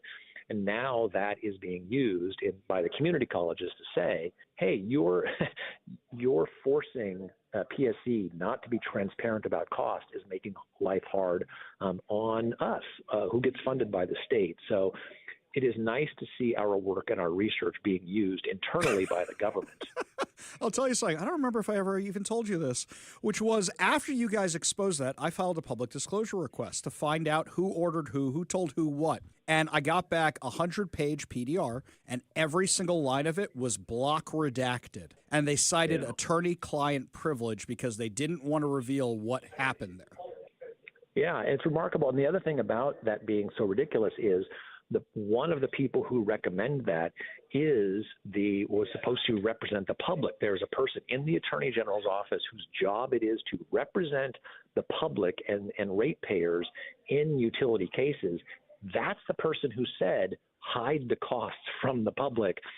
And at the very least, what they're saying and what they're doing on behalf of the public should be available for the public to read. But as you found out, that's not always the case. Crazy stuff. Todd Myers, Vice President of Research for the Washington Policy Center. Thank you so much for joining us today. Really do appreciate it. Nice to chat with you. Always a pleasure. We got a whole lot more to discuss as the show continues. You're listening to the Ari Hoffman Show on Talk Radio 570 KVI.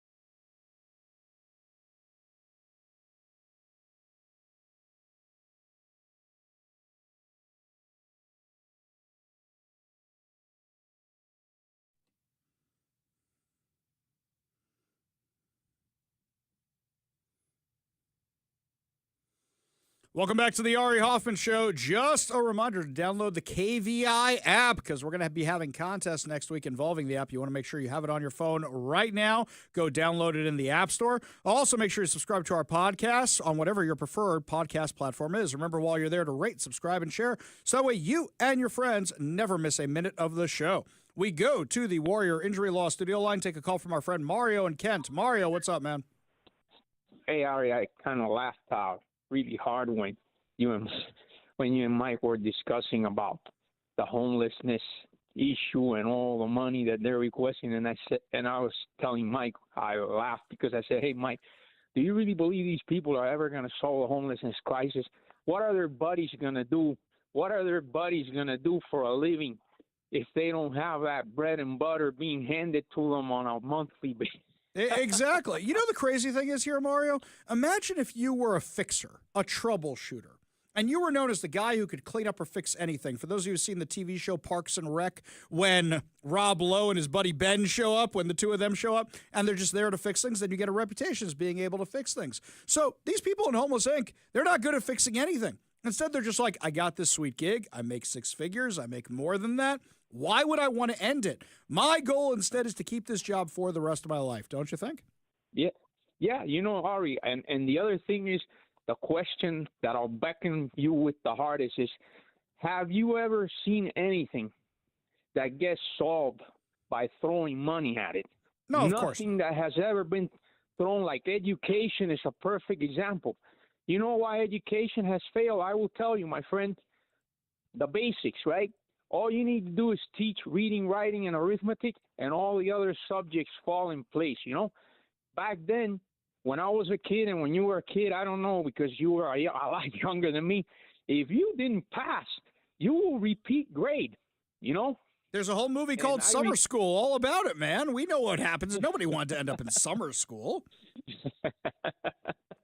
Well, you know, in my view, I can tell you this much, and this is for you to laugh at, right? My physics teacher, that one that I told you about in high school, when he gave people the grades, you know, if you deserved an A, he gave you an A. So he tells his student, Fox 3 Baker, you know, Baker is for conduct, 3 is for effort, and F is for failure in academics. And the guy complained to him saying, hey, you could at least have given me a D. And my teacher told him, and I laughed. I had to hold my, if there would have been anything lower, I would have given it to you. Yeah, exactly. I remember I remember classes like English. I remember classes I didn't do so well in. And one of them was chemistry. I was terrible at chemistry, absolutely terrible at that. And bombing it, the teacher came up to me and he goes, I'm passing you. You don't deserve to pass, but you tried really hard. And I'm like, well, I don't want something I didn't earn. He goes, it's either that or summer school. Right? When have I ever used chemistry in my life? The most chemistry I've ever done is mixing a cocktail when I get home at the end of the day. Mario, appreciate the call, man. Appreciate you being part of the show. You want to be part of the show, you give us a call or text at 206-421-5757. That's 206-421-5757. Mike over on the Warrior Injury Law text line, referencing the segment we did earlier about all these candidates, specifically the one about the hit job mailers. Quote, some of these people are so desperate to get elected, they're accusing their opponents of everything except farting in the car with the windows rolled up. Funny but sad. He's not wrong, by the way. Yes, exactly right. He also said regarding Bruce Harrell, who talked about he was bragging about this, being a lawyer for the HR branch of a company. He says HR managers are the spawn of Satan, right up there with HOAs. Yes! Yes, Mike Kerb, you're 100% right. I completely agree with you. Meanwhile, switching gears over to the violence around here. All right, tell me what smells about this story, and I don't mean when you fart in the car with the windows rolled up like you just suggested. According to Konomo News, an injured man showed up at Harborview after accidentally shooting himself in the leg near South Seattle Park. Seattle police officers were called to the scene Sunday around 9:13 p.m. for reports of gunshots in the area. They arrived on Waters Avenue South near Lake Ridge Park, searched the area, but found no evidence of a shooting. Shortly after, a man in a private vehicle arrived at Harborview Medical Center in serious condition. He'd been shot in the leg. The man was interviewed by Seattle Police Department Gun Violence Reduction Unit detectives. They learned the man had met with at least one other person to test fire their guns in the woods. Okay, I'm having trouble believing parts of this story During the test firing, the man accidentally shot himself in the leg with one of the guns. The driver who brought him to the hospital wasn't with the victim during the shooting, but police impounded his car to search for evidence. Does this sound like a gun deal gone wrong? Does this sound like a drug deal gone wrong? Does it sound like some homeless people who found some stolen firearms, decide to go fire them in the woods? There's a lot of questions I have about this story, and unfortunately, there's not a lot of information, which is why the Seattle Police Department non-emergency line is asking for your calls with any tips regarding the story. I'm sure if you look on your Ring doorbell notifications, you'll get some tips from the story because people always talk whenever there's gunshots. But randomly firing your thing in a park area? Yeah, me thinks this isn't just some guys out there for target practice or making sure their guns work. You know how hard it is for your gun to go accidentally off, by the way? That's a little difficult. Guns don't fire themselves, just FYI. I think we all know that, right? Lots more to discuss as the show continues, my friends. As we roll along, Zoran Mamdani is apparently very, very worried, I don't know why, given his lead in the polls, as pulling out some weird campaign commercials. We've got that insane audio for you when we come back. You're listening to the Ari Hoffman Show on Talk Radio 570 KVI.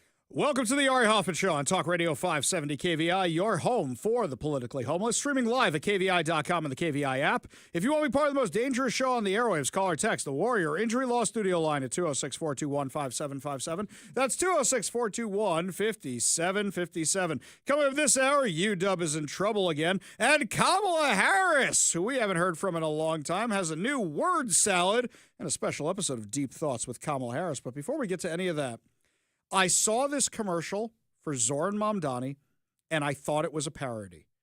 I watched most of it before realizing it's not a parody, it's real. Let me describe what this is.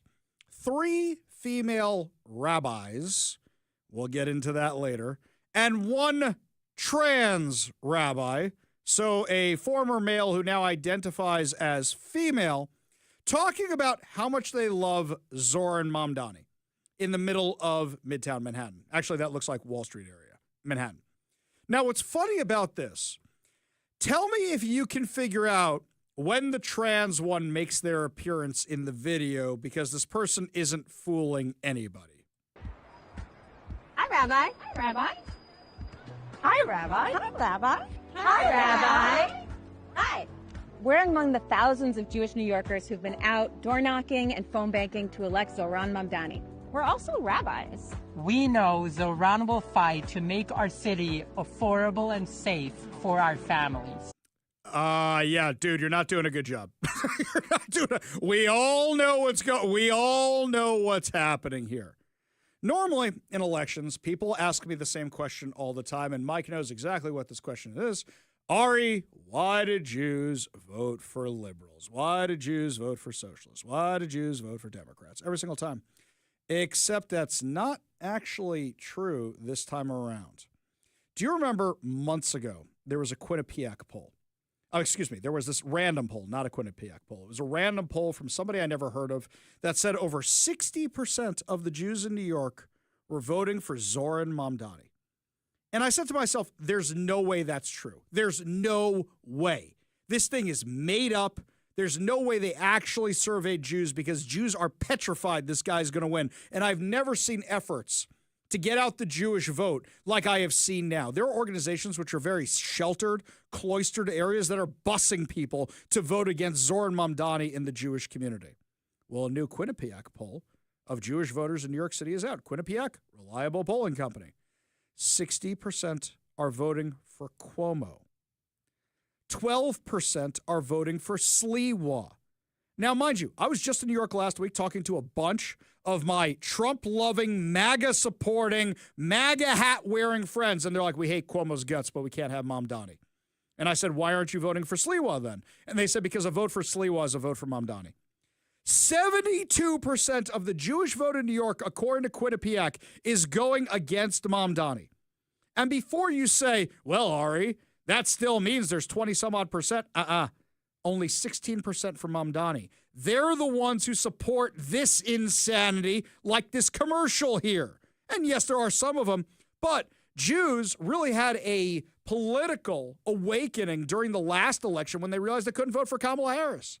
Do you remember I pulled all those polls together and showed you how the Jewish vote actually went for Donald Trump? And mind you, that got very little traction because the mainstream media didn't want to cover that the Jewish vote went for Donald Trump. They didn't want to talk about that he had these historic gains in the Jewish community.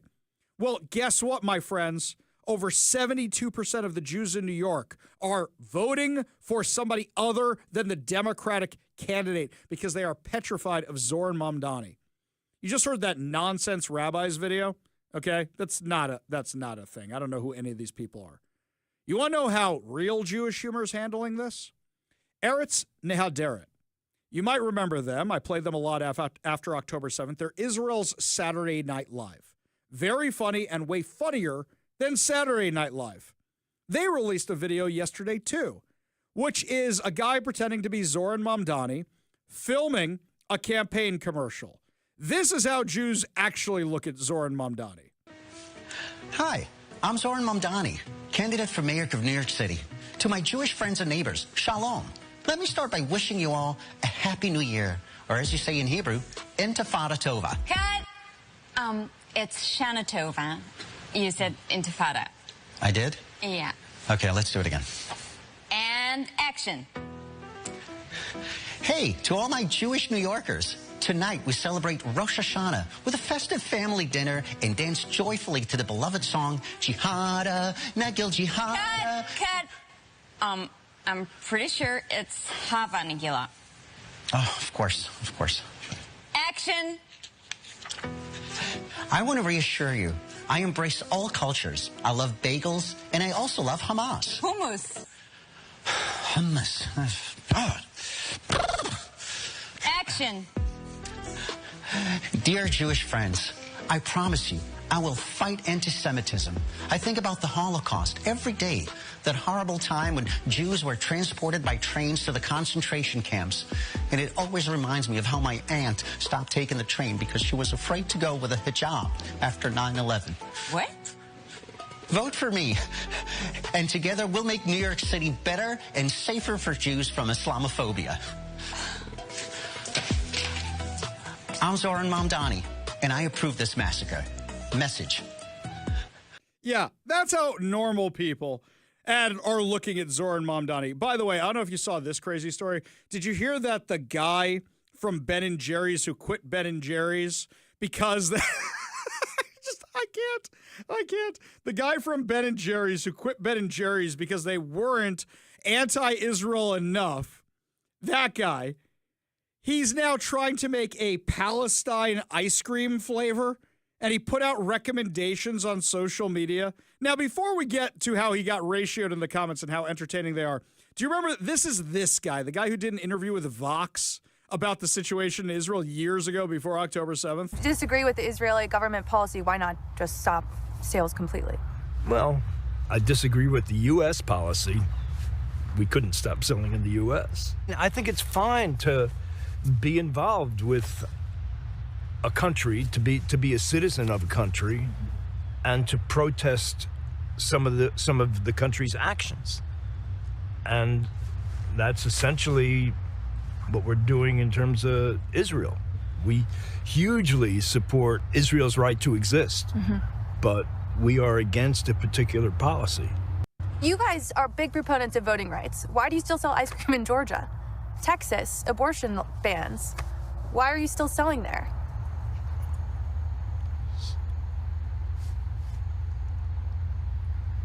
I don't know.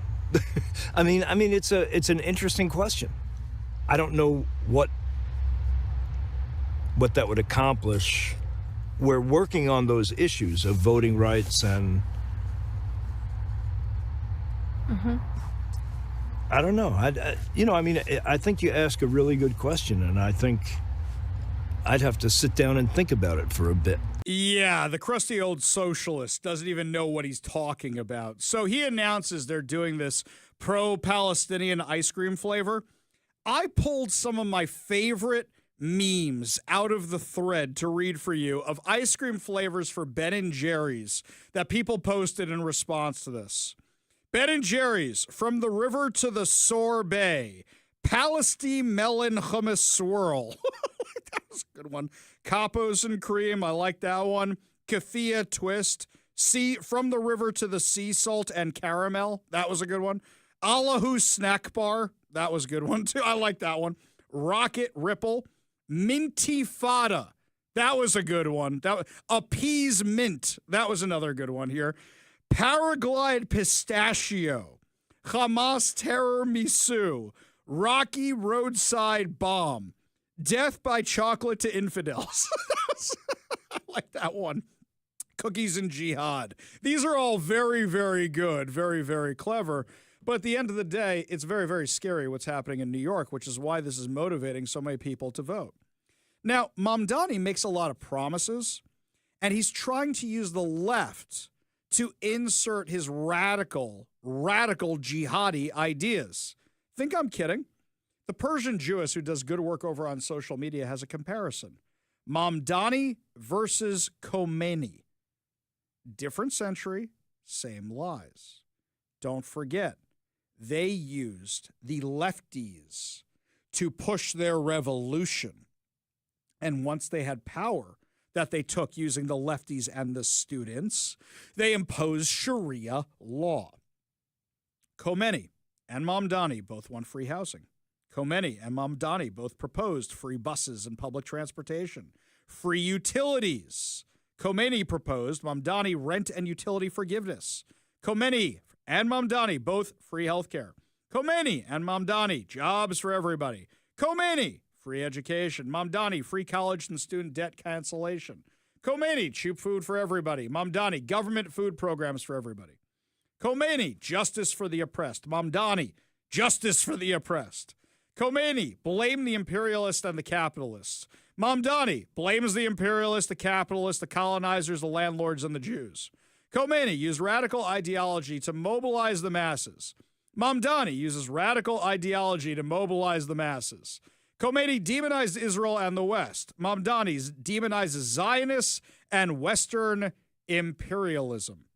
It's the exact same playbook. The exact same playbook. Now, here's something else. If you're trying not to look like a jihadi like Zoran Mamdani's doing right now, probably not a good idea to have an organization that's affiliated with jihadis show up to protest for you. The New York Post, I believe, is the only good one. I shouldn't say only. One of the very, very few good newspapers left still in print form. There are very few others. But the New York Post clearly has a right lean to it, which is one of the reasons I like it. The Council on American Islamic Relations showed up to boycott the New York Post today. This is a bit of a wasted effort, guys. Why are they mad? They are mad about the accurate coverage exposing Zoran Mamdani's ties to Imam Siraj Wahhaj. You mean the unindicted co-conspirator in the 1993 World Trade Center bombing? So the guys who are unindicted co-conspirators in the Holy Land Foundation trial, the largest terror financing trial in U.S. history, which was financing Hamas, that's CARE, are mad that Zoran Mamdani has family ties and was photographed hugging Imam Siraj Wahhaj, the unindicted co-conspirator in the 1993 bombing of the World Trade Center. They're mad they published the story, even though it's true. And that tells you all you need to know about the New York Post. You know why? They're the only outlet that published it. This is a true story, and the media's too scared of being called Islamophobic. Well, when I see a guy putting his arm around a terrorist at a terrorist organization, saying, how dare you publish that picture of the guy putting his arm around the terrorist who refuses to condemn jihad, who refuses to say he denounces calls for intifada, I think you have a serious problem with our media, that none of them are actually calling this out. That's really messed up. Here's something else that only the New York Post is covering. Jano Lieber, you may not know who he is. Jano Lieber is the head of the MTA, Metropolitan Transit Authority, the largest subway system in the U.S., maybe one of the biggest in the world, one of the biggest transit systems for sure in the world. He is saying that Mamdani's free bus plan makes no sense, is more expensive than he claims, and is just going to lead to rolling homeless encampments. We know that all too well living here in the Pacific Northwest when anybody can get on a bus and anybody can get on the light rail. Now, mind you, the MTA already is strapped for cash because it's so badly run. So now you want to make the thing free on top of everything else? How are you going to pay for that? Would you like to know, by the way, in New York, anytime the subway rates go up, everybody freaks out. I cannot believe how much it costs to take the subway these days, where it's not even cheap transit anymore. It's just not. It's so expensive. And it's still subsidized by the city of New York, by the state of New York, by the federal government. So the subsidized price is what you're paying now on the train, and they still can't make ends meet. Still can't do it. So his big plan is to make everything free. Are you crazy? Are you bonkers crazy that this is what you want to do? Are you guys out of your mind? It's absolutely nuts. But now we're gonna go ahead with it, and we're gonna do that whole thing. Are you guys nuts? I really don't understand the thinking here that people are still voting for these guys. Now, mind you, all the anti-Semitism, everything else, you've got a real horseshoe theory thing happening here because Zoran Mamdani's his mother says, oh, he's never really American. His father spews anti-Semitism. Zoran Mamdani, we've got clip after clip after clip of this guy chanting, literally chanting, after October 7th, how excited he was about what's going on, how we have to go after the Jews. Give a listen. So who is ready to end the exception? I want to hear you say, not on our dime!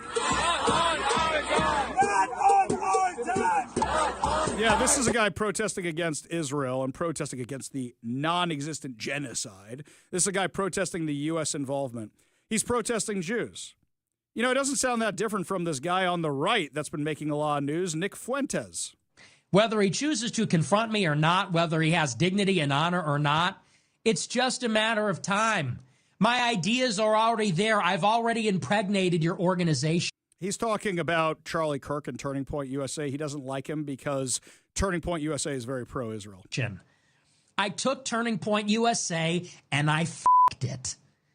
I took your organization, I took your baby, Turning Point USA, and I f***ed it. This is the left. This is the craziest. This is the nastiness of these people, and you see the real horseshoe theory in action here. You really see this in action, which is bonkers crazy how similar these two things are.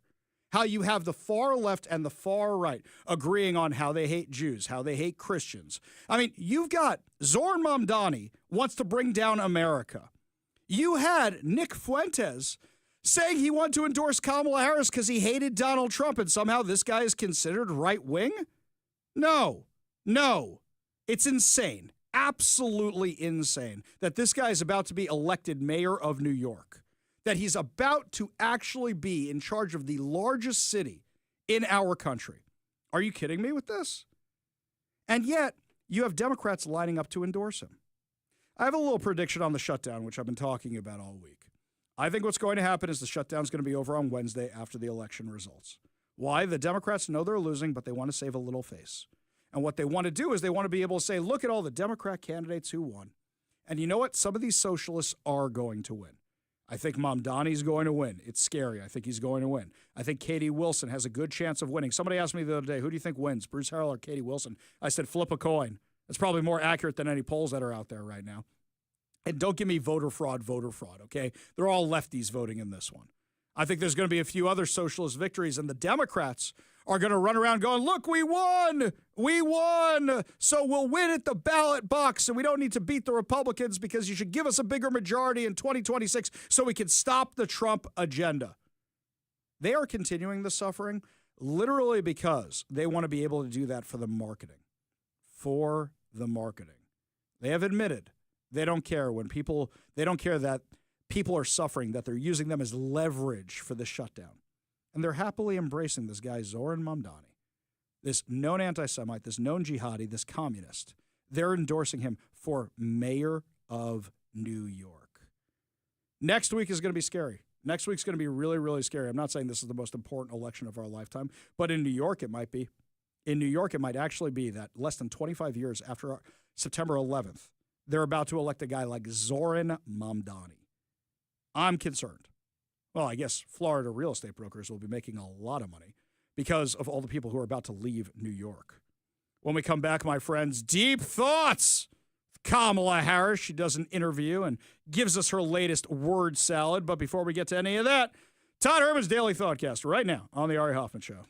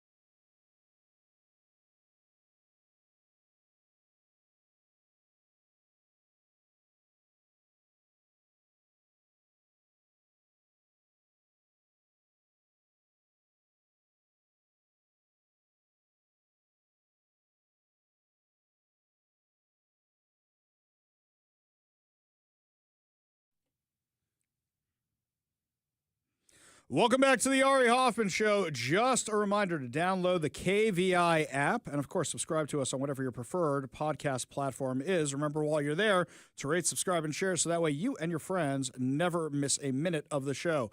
We go to the Warrior Injury Law Studio line, take a call from Andrew in Kirkland. Andrew, what's going on, man? Ari, I want to see if I can bring your blood pressure down just a little bit here. Yeah, what's up, man? I don't believe this guy, Donnie, I might not be saying that right. I don't think he's going to win. I think he is the darling candidate of the media. And like the media told us that Hillary was going to win by, huge numbers and Kamala was going to win by huge numbers, the media's doing the thing they always do. Right before the election, they tell you how much closer it's getting, how the challenging candidates are getting ever closer. This way, they don't have egg on their face when the guy they told you would win by a landslide doesn't. Fascinating. I'll tell you what, Andrew. On Wednesday next week, if Mamdani loses, you get to call the show and say, I told you so, and make fun of me, okay? I will do that, I promise. Okay, now flip side of that. If he wins, you get to call back and say, Ari, I understand why you were so concerned. How's that? Oh, we will both be very concerned, I promise you. Okay. Appreciate the call, Andrew. Appreciate you having a sense of You humor bet. about all this. Appreciate your optimism as well. You want to be part of the show, you give us a call or a text at 206-421-5757. That's 206-421-5757. So, former Vice President Kamala Harris. Yes, haven't heard that in a long time. Kamala Harris. Hang on, we'll do that one more time. Kamala Harris. Now that's a name I've not heard in a long time. A long time. Did an interview because she's still trying to sell her book and she's still trying to be relevant. She's probably thinking to herself, my book sold so well because idiots like Ari Hoffman bought my book. God, maybe I can take a run for office. One little teensy tiny problem. She's still Kamala Harris. So she does an interview with Australian Broadcasting Corporation's, what's this gal's name? Sarah Ferguson, and keeps getting called out by the anchor, and she just keeps serving up word salads. It's been a long time since we did one of these, so it's time for another edition of Deep Thoughts with former Vice President Kamala Harris. Wasn't Joe Biden then, to put it on him, wasn't his refusal to recognize his own frailties the reason that you faced a nearly impossible task? I ran against Donald Trump for president, and Donald Trump ran on a platform that was, in large part, I believe, misrepresenting his intentions to the American people. I do believe that there are a fair number of people that voted for Donald Trump who believed him when he told them that his first priority on day one is going to be to bring down prices. And he didn't. And you combine that misrepresentation of intention with also what was at play in terms of massive amounts of mis and disinformation. Now, forgive me. And a I want to truncated calendar in terms of the clock. I want to interrupt you because that is a world-class pivot, but it is not the question that I asked you, which is about Joe Biden's failure to recognize his own frailties and what that did to you. The question is about Joe Biden. Are you still reluctant to criticize the former president? In what regard, please? Well, just in terms of that question. So you went on. What exactly would you like to ask? Why don't be more specific, if you don't mind. Was it Joe Biden's decision, his failure to recognize his own frailties in that position, that put you in the position that made it almost impossible to win that race? He was not frail as president of the United States. But he had frailties. We all saw the debate. I do believe that Joe Biden had the capacity to be president of the United States, and I have never doubted that he had the capacity to be president of the United States. If you want to talk about whether he had the ability to endure what a race for president of the United States would require in that political environment in 2024, as I've said in the book, I had concerns. I'm just wondering, is there a reason why you won't go to that prolonged frailty question. We saw the debate. We saw the difficulty he had marshalling his thoughts. I have answered that question. I do not believe I think it's just hard watching the debate to see how there could not be a problem long term with someone who can't marshal their thoughts. I'm not saying his acuity wasn't present. I talked about that in the book. And I also mentioned the context in which that debate occurred. And you'll probably remember how I talked about that in terms of what his travel schedule had been, that what he had been enduring in terms of the timing of that debate. I talk about it extensively in the book. I'm not shying away from that. That's why I wrote it in the book, because I do know it's a question people had. Well, actually, what she does in the book is she burns Jill Biden. She doesn't burn Joe Biden that much. She burns Jill Biden. She burns anybody in the Democrat Party. And there was an interesting little passage here, which I thought you might find entertaining. This is on page 89. So she was talking about her vice president selection, and when she was interviewing Josh Shapiro. She writes, "He peppered me with questions, trying to nail down in detail what role I saw for my VP. At one point, he mused he would want to be in the room for every decision. I told him bluntly that was an unrealistic expectation. Stop. Didn't she say she was in the room for every decision? Wasn't that her big thing? She says a vice president is not a co-president. Whoa, whoa, whoa. That's what you guys told us with Joe Biden. I had a nagging concern that he would be unable to settle for a role as number two, and that it would wear on our partnership. I had to be able to completely trust the person in that role. She said, every day as president, I'll have 99 problems and my VP can't be one. Oh, isn't that clever? Apart from the apprehensions for myself, I was also concerned for him. I thought his frustrations with the job might impact his performance in the role, and why take an effective Democrat governor out of a job he liked and was good at? But could I afford to turn my back on such a talented political athlete in such a critical state? No, you didn't want somebody who's seen as more competent than you. You picked Tim Walz because he's a dum-dum and because he makes you look smarter because neither one of you is that bright. You didn't want what you were to Joe Biden, which was basically trying to run the presidency because Joe Biden was so checked out, because he so wasn't with it. And the fact that you can't admit that still, when even every single Democrat, including Jake Tapper, is talking about how out of it Joe Biden was, how not with it Joe Biden was. That's why you're never going to be in political office again, because nobody can trust a word you're saying. Not at all. And speaking of people whose words we can't trust at all, how many colleges are out there that are saying whatever they need to say not to lose funding? But right now we're finding out more and more of them are still doing DEI and still having anti-Semitism and still persecuting Christians on campus. We'll tell you the latest stories when we come back. You're listening to the Ari Hoffman Show on Talk Radio 570 KVI.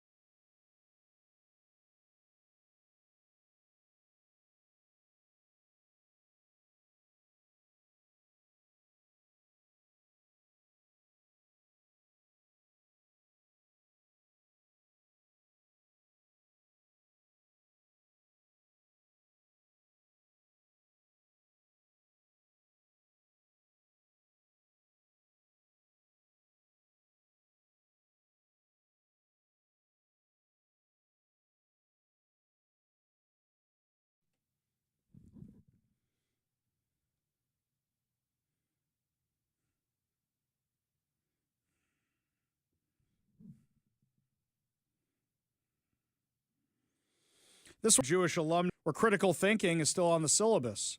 Meanwhile, they invite an English lit professor / Holocaust scholar. Okay, those two don't normally go together. Usually you teach English lit and you don't teach Holocaust stuff, but whatever. Who was denounced by the founders of his own endowed chair for signing a letter that got the October 7th war exactly backwards, meaning he's accusing them of genocide. As a Holocaust scholar, which I question his scholarship if he's accusing what's happening in Gaza of being a genocide, then maybe it shows he doesn't know much about the Holocaust either. The UW Jewish alumni write, maybe if English professors taught Shakespeare, Austen, Faulkner, instead of slander about Israel, employers would value arts and sciences students to ability to write, think, and communicate. Exactly right. So, I mean, this is a guy who was called out by his own chair, his own department, for the fact that he signed a letter claiming that what's going on in Gaza is a genocide as a Holocaust scholar when it's clearly not. That's not the only trouble at University of Washington is in right now. So, a University of Washington student group, which actually University of Washington suspended and said, yeah, you guys aren't affiliated with us. They're still using the name, though, is holding an off-campus lecture on Sunday to explain why the October 7th massacre was a victory for the pro-Palestinian movement. Dude, when your whole area is destroyed, it ain't no victory. According to the Jerusalem Post, Students United for Palestine Equity and Return, University of Washington, even though they're not there anymore, is hosting a teach-in called The Right to Resist Al-Aqsa Flood and Armed Resistance about the October 7th, 2023 attack on Israel led by Hamas.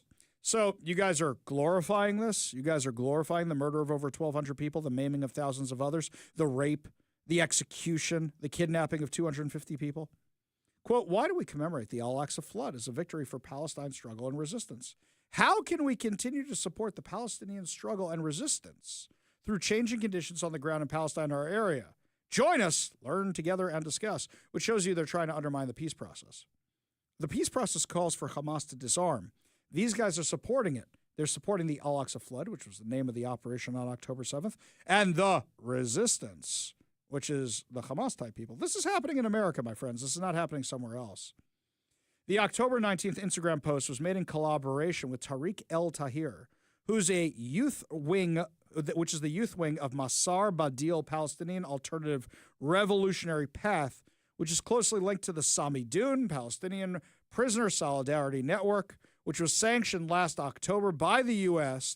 for acting as a sham charity terrorist organization. By the way, that was by the Biden administration, for the Popular Front for Liberation of Palestine. Ah, great, fantastic, another happy fun group.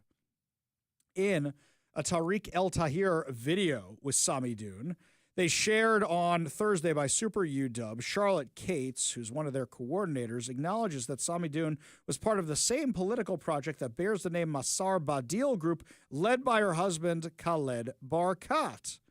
Super UW works closely with Masir Badil and Tariq El Tahir, including their names in its account bio. It has featured other Samidun officers, including Samidun Europe coordinator Masar Badil, executive community member, and PFLP agent Mohammed Khatib on April 25th. They're flat-out terrorists. They're not even denying it. They're sharing all this. May 3rd, GZ Radio article about the April 17th launch of the local Samidun chapter stated that many of the branch's activists were affiliated with Super UW. Alon Lapid was described in a January 11, 2024 Fight Back News article as Samidun's Seattle organizer, and in a July 14, 2023 Samidun statement as a Super UW member. Tariq El Tahir and Super UW promoted and participated in the October 7th walkout organized by the Puget Sound Revolutionary Student Union, a communist group. Posters proclaim Long Live October 7th, a slogan popularized in the Pacific Northwest by Cates and others. You're literally talking about an organization using University of Washington's name where the school suspended the organization, doesn't want anything to do with them anymore. They're using their name to promote this insanity. Really, this is absolutely crazy. You know, you worry about Zoran Mamdani. He supports a lot of these groups, their chapters in New York. Democratic Socialists of America were out there protesting on October 7th at night while the attack was still going on in support of Hamas. This year, like every year, on the anniversary of 9/11, you have the people read the names. The relatives of the victims read the names of people who were killed on 9/11. Zoran Mamdani got directly called out by some of the people at 9/11 this year. And I'd like to mention my coolest cousin, Steve Belson, a former swimmer, surfer, and lifeguard from Rockaway Beach, Queens, who served the FDNY for 23 years, most of them as a firefighter with Ladder Company 24, Engine 1 on 31st Street near Madison Square Garden. Steve was known as, quote, Mr. Ladder 24, and dedicated his life to rescuing others. Known by his fellow firefighters by the name Bells, Steve was on the 44th floor climbing up when the South Tower collapsed. He was only 51. And I know it's been 24 years since the terrorists linked to the Islamic extremist group Al-Qaeda destroyed the World Trade Center and killed nearly 2,800 people, shattering lives forever. Since that tragic day, over 5,000 individuals have lost their lives due to 9/11 related illnesses. I know my cousin Steve and many, many others would agree with me when I say, let's continue to press all politicians, including those who went home already, to firmly renounce terror and violence. When political candidates and public officials refuse to condemn global terror and phrases such as globalize the intifada, they are inviting another 9/11, God forbid. And they continue to bring daily fear for all New Yorkers. Enough. Enough is enough. Yeah, he's 100% right. People are afraid of this guy. I'd be afraid of this guy, too. This is what my New York friends were talking about when I was in town last weekend. Only good news to wrap up the show when we come back. Put a smile on your face heading into your evening commute with that beautiful sunset we're seeing outside our windows right now. That plus so much more. You're listening to the Ari Hoffman Show on Talk Radio 570 KVI.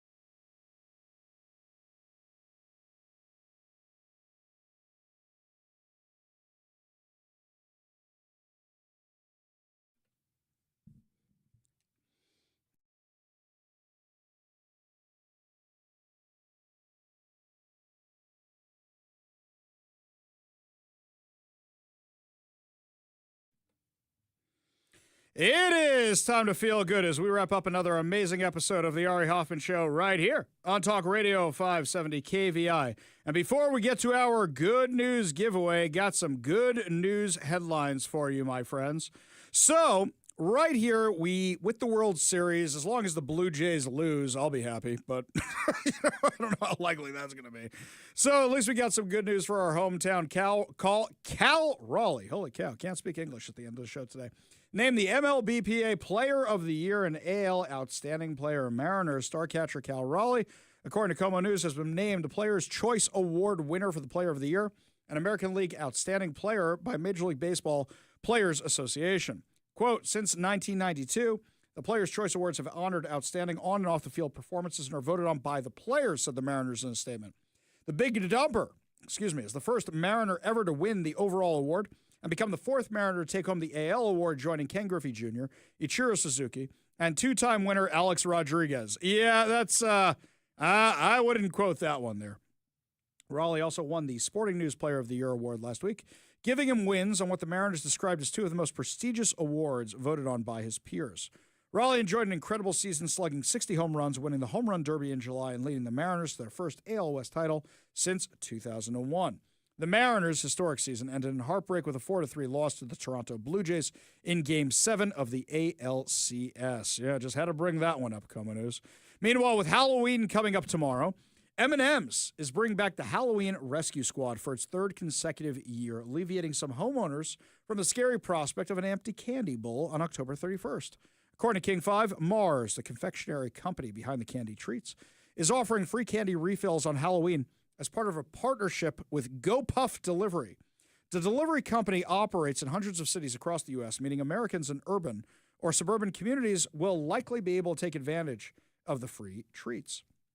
Starting at 5 p.m. Eastern on Friday, October 31st, those who live in GoPuff delivery areas can score a free candy bowl refill while supplies last. Quote, M&M's Halloween Rescue Squad is delivering the Halloween spirit to even more fans who are eager to have fun celebrating with family, friends, and M&M's, said Tim LaBelle, President of Sales and Chief Halloween Officer at Mars Wrigley North America. Nothing is scarier than an empty candy bowl on Halloween night, but M&M's has your back if you run out so you can keep the fun and celebrations going. The company said it would offer more candy than ever before to ensure candy bowls are stocked on Halloween.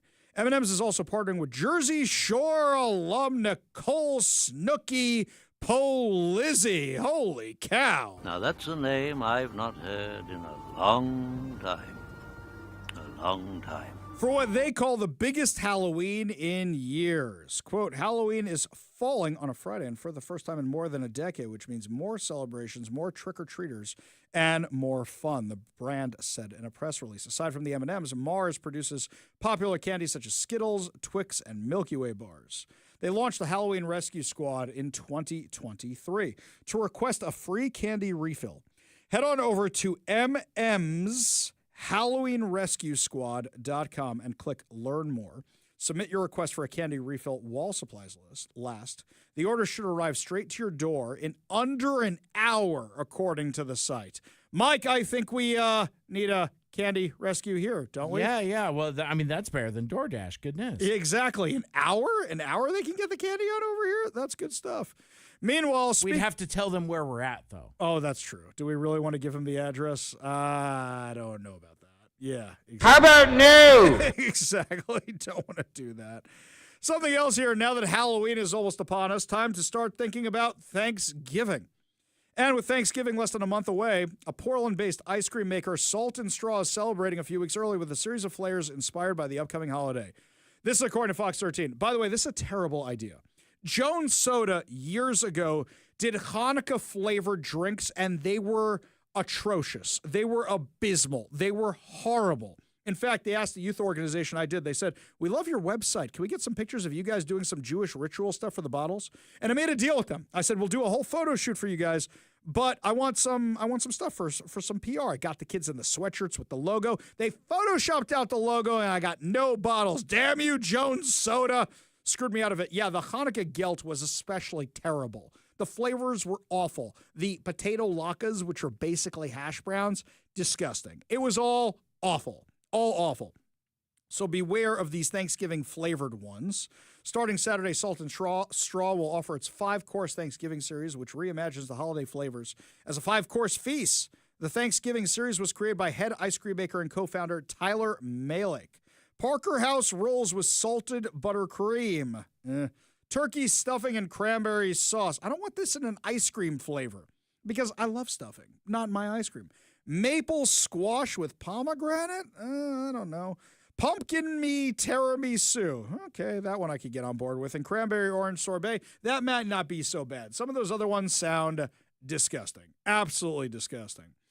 Well, my friends, don't forget to subscribe to the social media channels, Ari Hoffman Official on Facebook and Instagram, The Hofffather over on Twitter, and make sure to check out KVI.com where I put up some new articles today that will be breaking on the show tomorrow, including some stuff going on with the Seattle Police Department and some interviews, plus so much more.